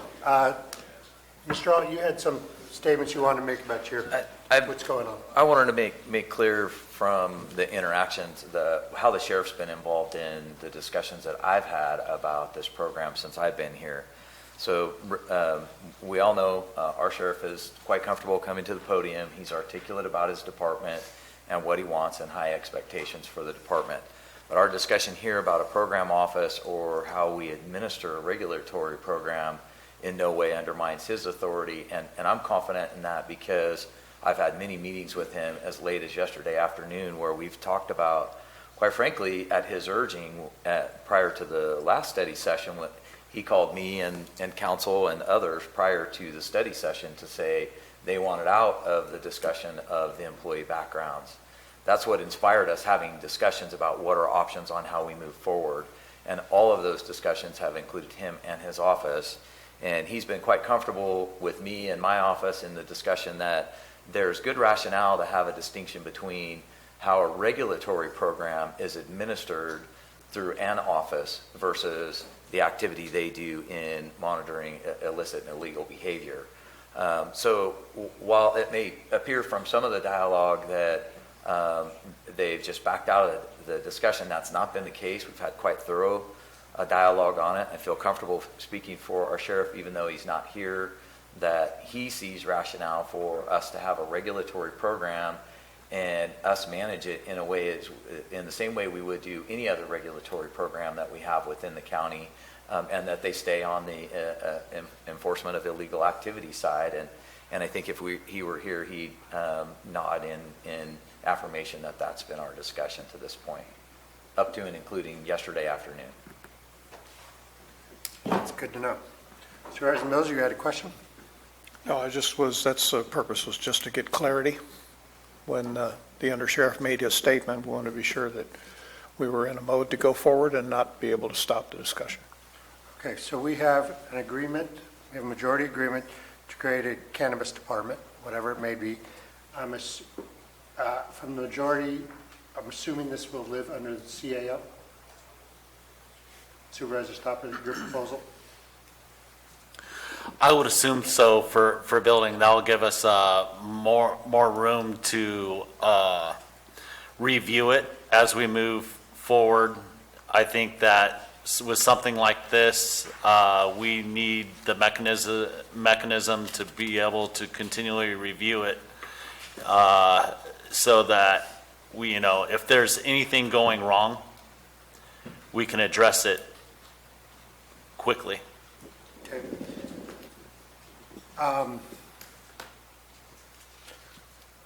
Supervisor Callaway, you good with being on the CO? Okay. Let me, we're going to have a whole lot of questions to ask about the back. Sir. I'm sorry, Supervisor Mills, I apologize. No, the point is that when you're polling, I would appreciate the opportunity for the other two members who don't agree or haven't agreed to be able to weigh in and express our point on it. So My that's- apologies. I assumed that because you weren't in support of the program, you weren't in support of it at all. Doesn't mean that we don't have things that we could say or that representing our district and Understood. are part of the county. Thank you. Got it. All right, so, Gary? Well, again, we're asking you to bring something back that we're not giving, in my opinion, clear direction to. You're going to put this department under the envelope of the CAO. We're going to ask him to put the program together and come back at a study session and present it to us. In other words, how many employees, where are they going to be housed? Are you creating a department head? What the cost of that department head is, what the expertise of that department head is? What is this going to look like? And are you asking, I mean, some direction here needs to be given, I'm sure, as far as what we're looking for this department to look like. I mean, those are valid questions, I think. If we're going to give them direction, just go out and create a department. That's a very good point, sir. And excuse me for not bringing it up during it, but it should be based on the type of workload that's put forward with the fee schedule. And that would address part of it, along with the comments from the different departments about their needs to be able to facilitate this process going forward. This is all part of the fee schedule, and so that we can apply it to employees. So a lot of the moving mechanisms that we're looking for the answers for the department are within the fee schedule that the CAO has been working on. And that's the way I see it. You've been working on a fee schedule? Actually, we've had quite a few meetings on a fee schedule relative to 17.95 in discussion with this board and That's separate from this ordinance. That is. But we're going to. You're correct. And that's why that fee study is not here at this point in time, but that, yes, we have been working on. And then that fee schedule, again, you heard departments come forward saying that they would like to see a start with 25. Depending on creating a whole department, if you go down the road of 25, I don't think the fees would be astronomical just to get the department started. So we're headed down the road of looking at changing what's being proposed by the departments. I would like to, to be frank, I would like to hear from the Ag Department, Environmental Health, and Code, whether they agree with 25 as stated by the DA and SO. I would. Also, if I may, the DA and the SO did say that from their understanding when talking with departments, they're talking about with the people that are in the departments now. And I've had some conversations in different departments. That number varies from person to person, depending on who you talk to. But they base it off of who they have in there now. When you put forward a fee schedule, you're basing that on the workload. Okay. I apologize. Council is correct. We need to pull it back to the background check ordinance. We're going to take on what we're going to do on October 1st, and when we take a look at 1795. So let's pull this back to the background ordinance itself. There seems to be an agreement that backgrounds will be done. We'll talk about what those backgrounds will consist, but they will exist under a cannabis department. Am I correct? At least, Dennis, did you have something else you wanted to add to that?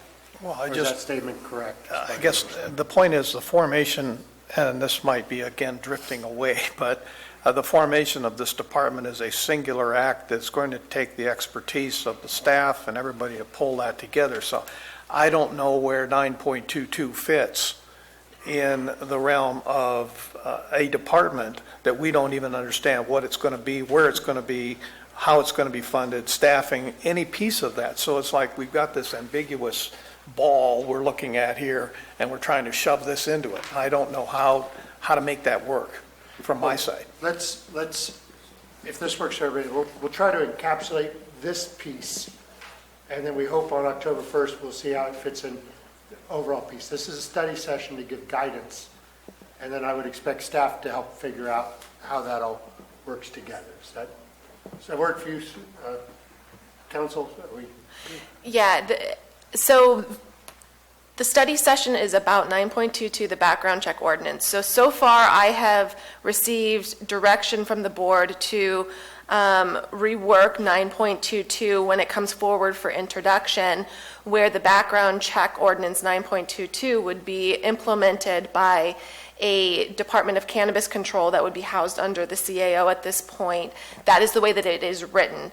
That it will be modified to read. Between now and then, an item will come forward for the board to have a full discussion on the parameters and the overall vision of what this department looks like, and there will be a discussion and action of creating that department prior to 9.22 being adopted, because that would have to be in place in advance of adoption of 9.22. But for purposes of today, the direction that we have received is to at least draft in the 9.22 overseeing of the background check ordinance to be in the administration office, who will oversee cannabis control. Because we're staying within these parameters, are there specific questions that this board needs to answer in order for you to complete this writing? Yes. If there are, we could just hammer them out. Sure. From my perspective, the ordinance is in front of you, so the direction that I have is to modify the enforcing and the implementing agency as the administrative office with cannabis control. Are there any other changes as to disqualifying convictions that the board would like to direct staff to change, or that you would like to see continued? Or any, those were the big ones, was whether there were any other changes to the format of 9.22 that you would like to see changed before it is introduced. And if I remember correctly, from when the sheriff was up here and we were pulling employees in and employees out, I assume you want to know who this is going to apply to. Yes, employees or just the owners, disqualifying convictions. If there would be the background check application, if there's a more robust application, or if, for instance, anybody who would do the background check could go and have their fingerprints rolled at any vendor, as long as they have the ORI, the proper ORI number for the agency who would be overseeing the background checks, and whether it would just be a disqualifying conviction or if there is a presumption. Those were the primary issues. Do you see anything else that's off the top of my head for direction? Do you see any other things that you would like to get direction from the board on, Mr. Turner? No, Supervisor Stopper indicated doing a line-by-line analysis. I don't know if we have to do that, but if there certainly is anything else any of the board members wish to discuss about any of the ordinances, it's right in front of me. We can certainly look at it and make any adjustments or changes that the board wishes. And I would also just clarify, this is a study session, so this is just directing staff on the overall policy of what you would like to see brought forward. The ordinance would have to come back and be introduced, and then Once it's introduced, then it would come back for adoption. So this is not action, this is direction for staff that the actual ordinance would be back in front of you at least 2 more times. Okay. Let's start with the big tickets. Who is 9.22 going to apply to? I feel 9.22 should apply, we should apply state rules, the state application process, and that it would apply to the owners. I have a caveat to that. I think the owners, I believe the owners need to have buy-in, and I believe in the card system. The CBCB card system. I'm not clear how we would feed that in. Under the state application process, it applies to the owners. I think we need to follow that. I feel that there should be a part of this that the owners will be required to have their employees,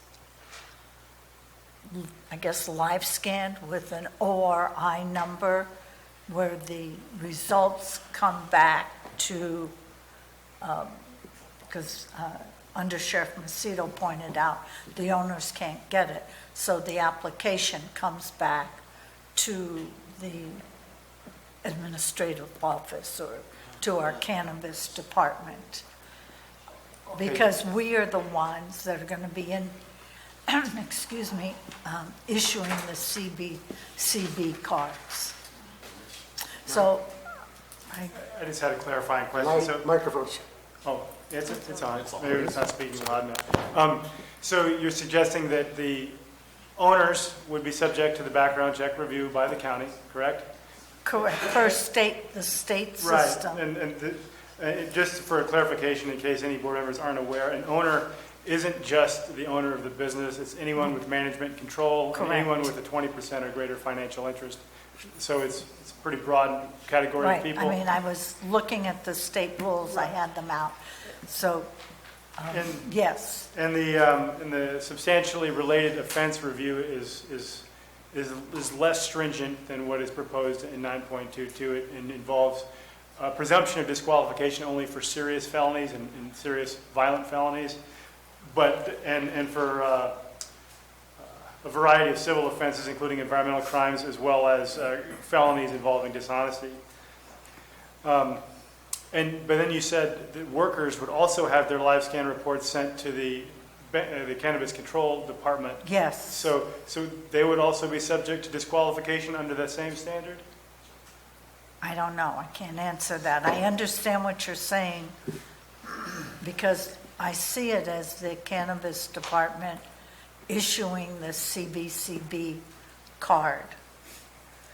And so I felt like somehow that needs to be fed into 9.22.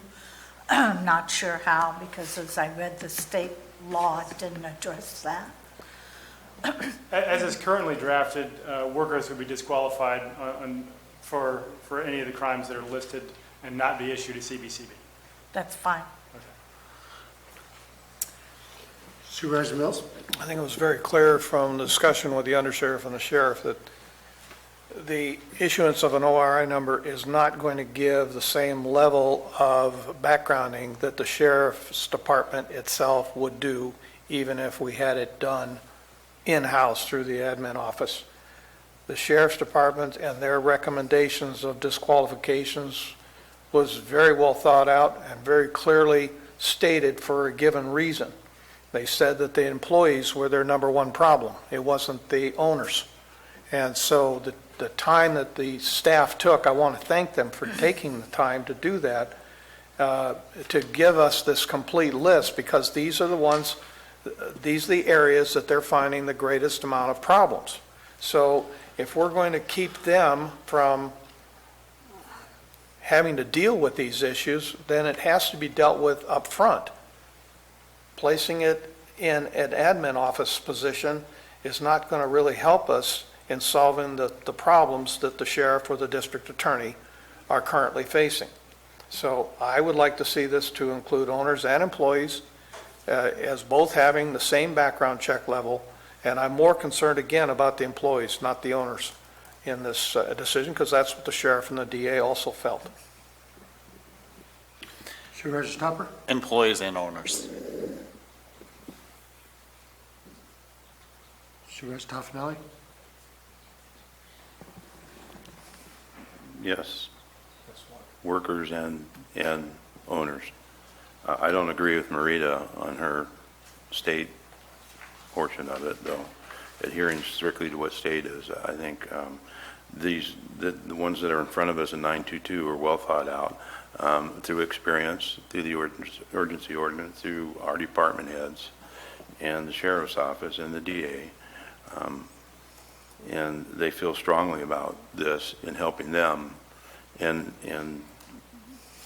enforcing this ordinance. So there's agreement that there'll be backgrounds done on employees and owners. Marita has suggested we go by state rules for the owners, and the employees same, or how do we want to, are we going to be both the same, or are they two separate processes? I would agree that they would both be the same. Both be the same. So everybody's... You haven't weighed in yet. Oh, I'm sorry. I vote with the majority on the honest. Okay, thank you. Both be the same. So the way the process... Ethan, can you tell us the process again? I believe there's a paper application. I mean... Yeah, the way it's drafted now, you submit a live scan and a questionnaire, and the live scan results would be a III results, which would be any serious crime committed anywhere in the country would appear on a rap sheet. The sheriff would review it against the standard that is articulated in the ordinance, and deny either the owner or the employees based on that standard. Okay.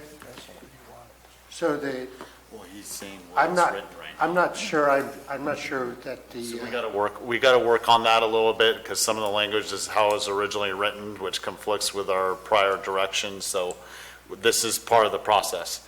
So am I incorrect?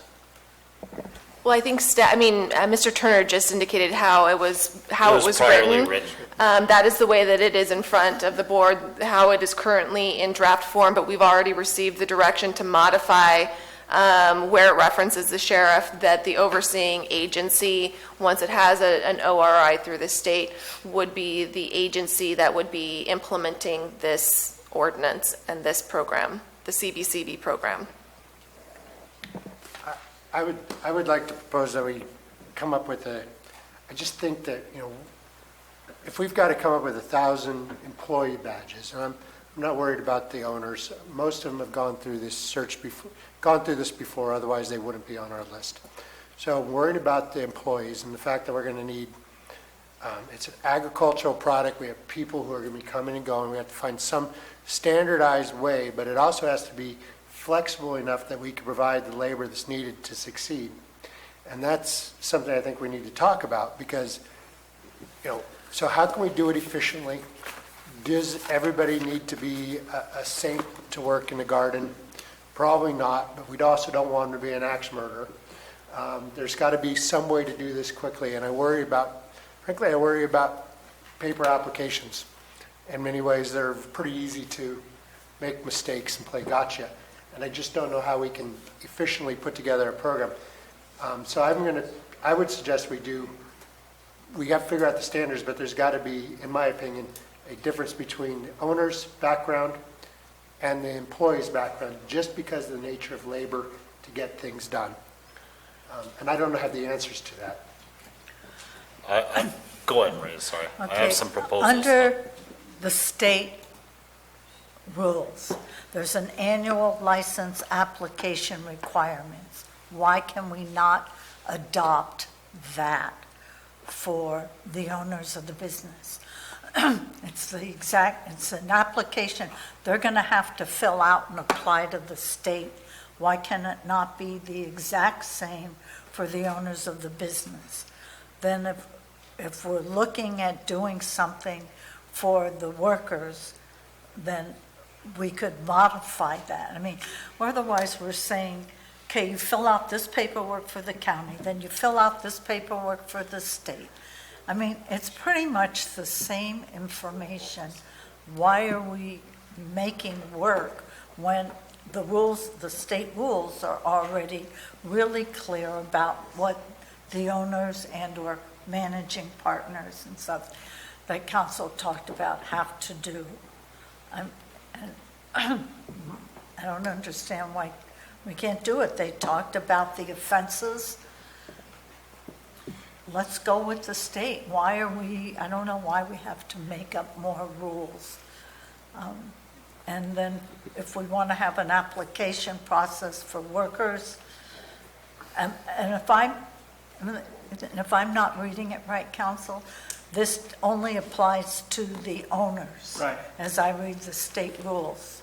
Yeah. So they only require a state live scan form or a III live scan form, which is a boilerplate form that's 2 pages, and they request 5 pieces of information: list of convictions, dates of incarceration, probation, parole, and a detailed description of the offense, and then a statement of rehabilitation if there's any offenses. if there is any.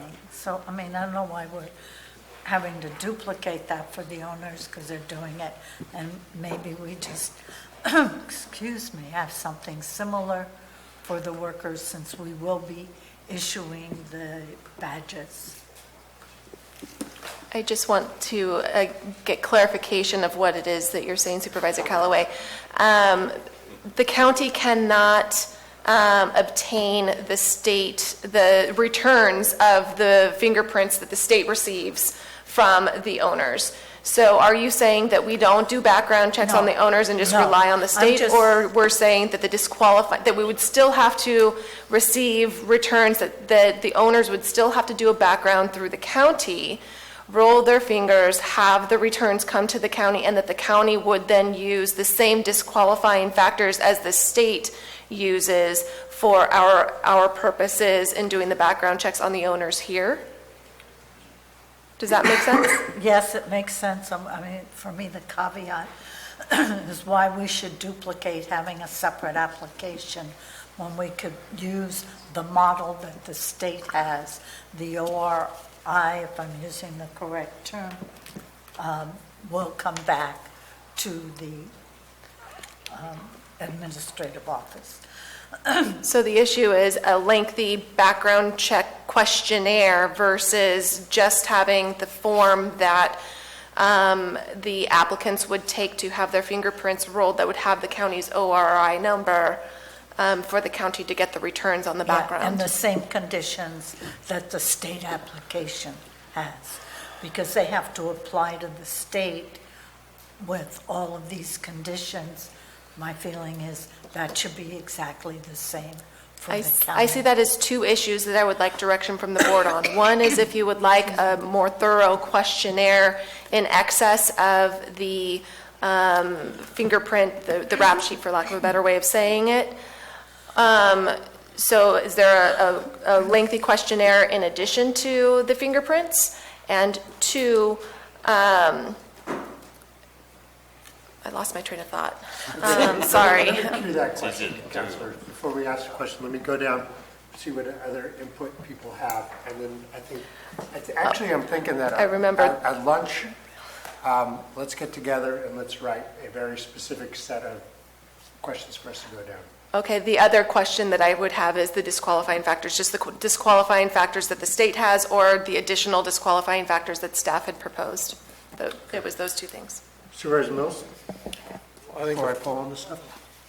before you poll, Or when we get, I don't think we're going to get very far before lunch. We went sideways with Marita. Yeah, we just Where went are we sideways. polling on right now? I believe Marita was She was asking, encompassing the whole thing. but I think specifically she was saying, for owners, we go by state regs, and that should be enough. Background. I got that right, Marita? Yes. And the point again is that the sheriff was very clear on why he put it together, his department and the DA and everybody else, the way it is listed right here. So they have their purpose and their reason for doing this. And I'm not going to be the one to surmise why they did it the way they did it. They have their reasons, and I've got to say, if they're going to do their job, we have to give them the tools to do their job. Supervisor Stopper? I'm all right with a majority of these for the employers, owners, 20% interest owners.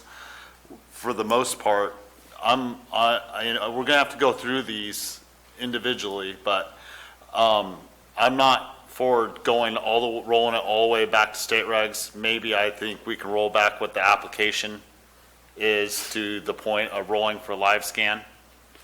But I think that the state regs are, this is much more onerous than the state regs. But going through other counties, I did a lot of research in the last 4 weeks, even prior to meeting with the sheriff up there. Santa Barbara County and Lake County both do background checks for the employers and employees. They hold them to the same level.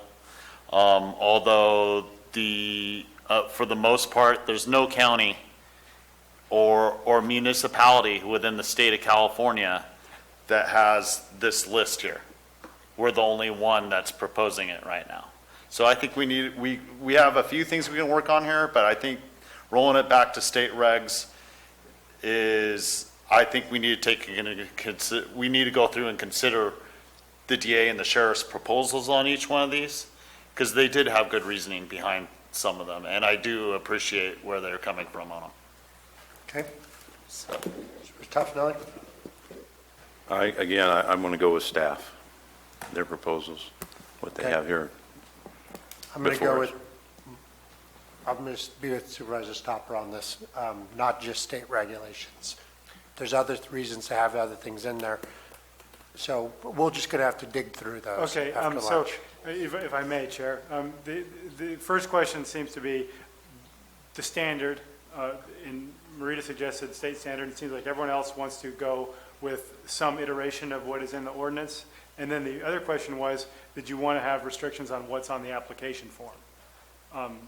And Marita wanted it to be simple, like the state requirements, and I didn't hear that question polled. All right. The question polled is for owners and for employees? Is that what you're suggesting? Yeah, if you're going to apply the same standard and have the same application form, that's fine with me. It's up to you. If you wanted to reduce what's on the application form to the information that's required on a state application, we can certainly do that. Just if that's the will of the board.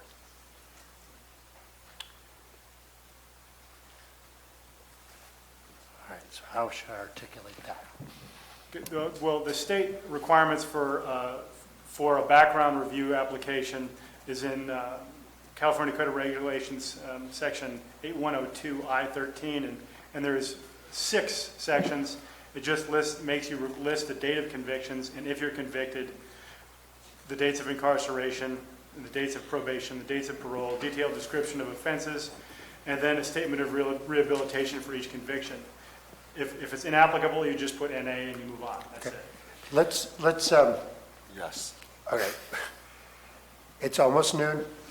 I would actually like a couple minutes at lunch to sort of gather how we can wade through this new process.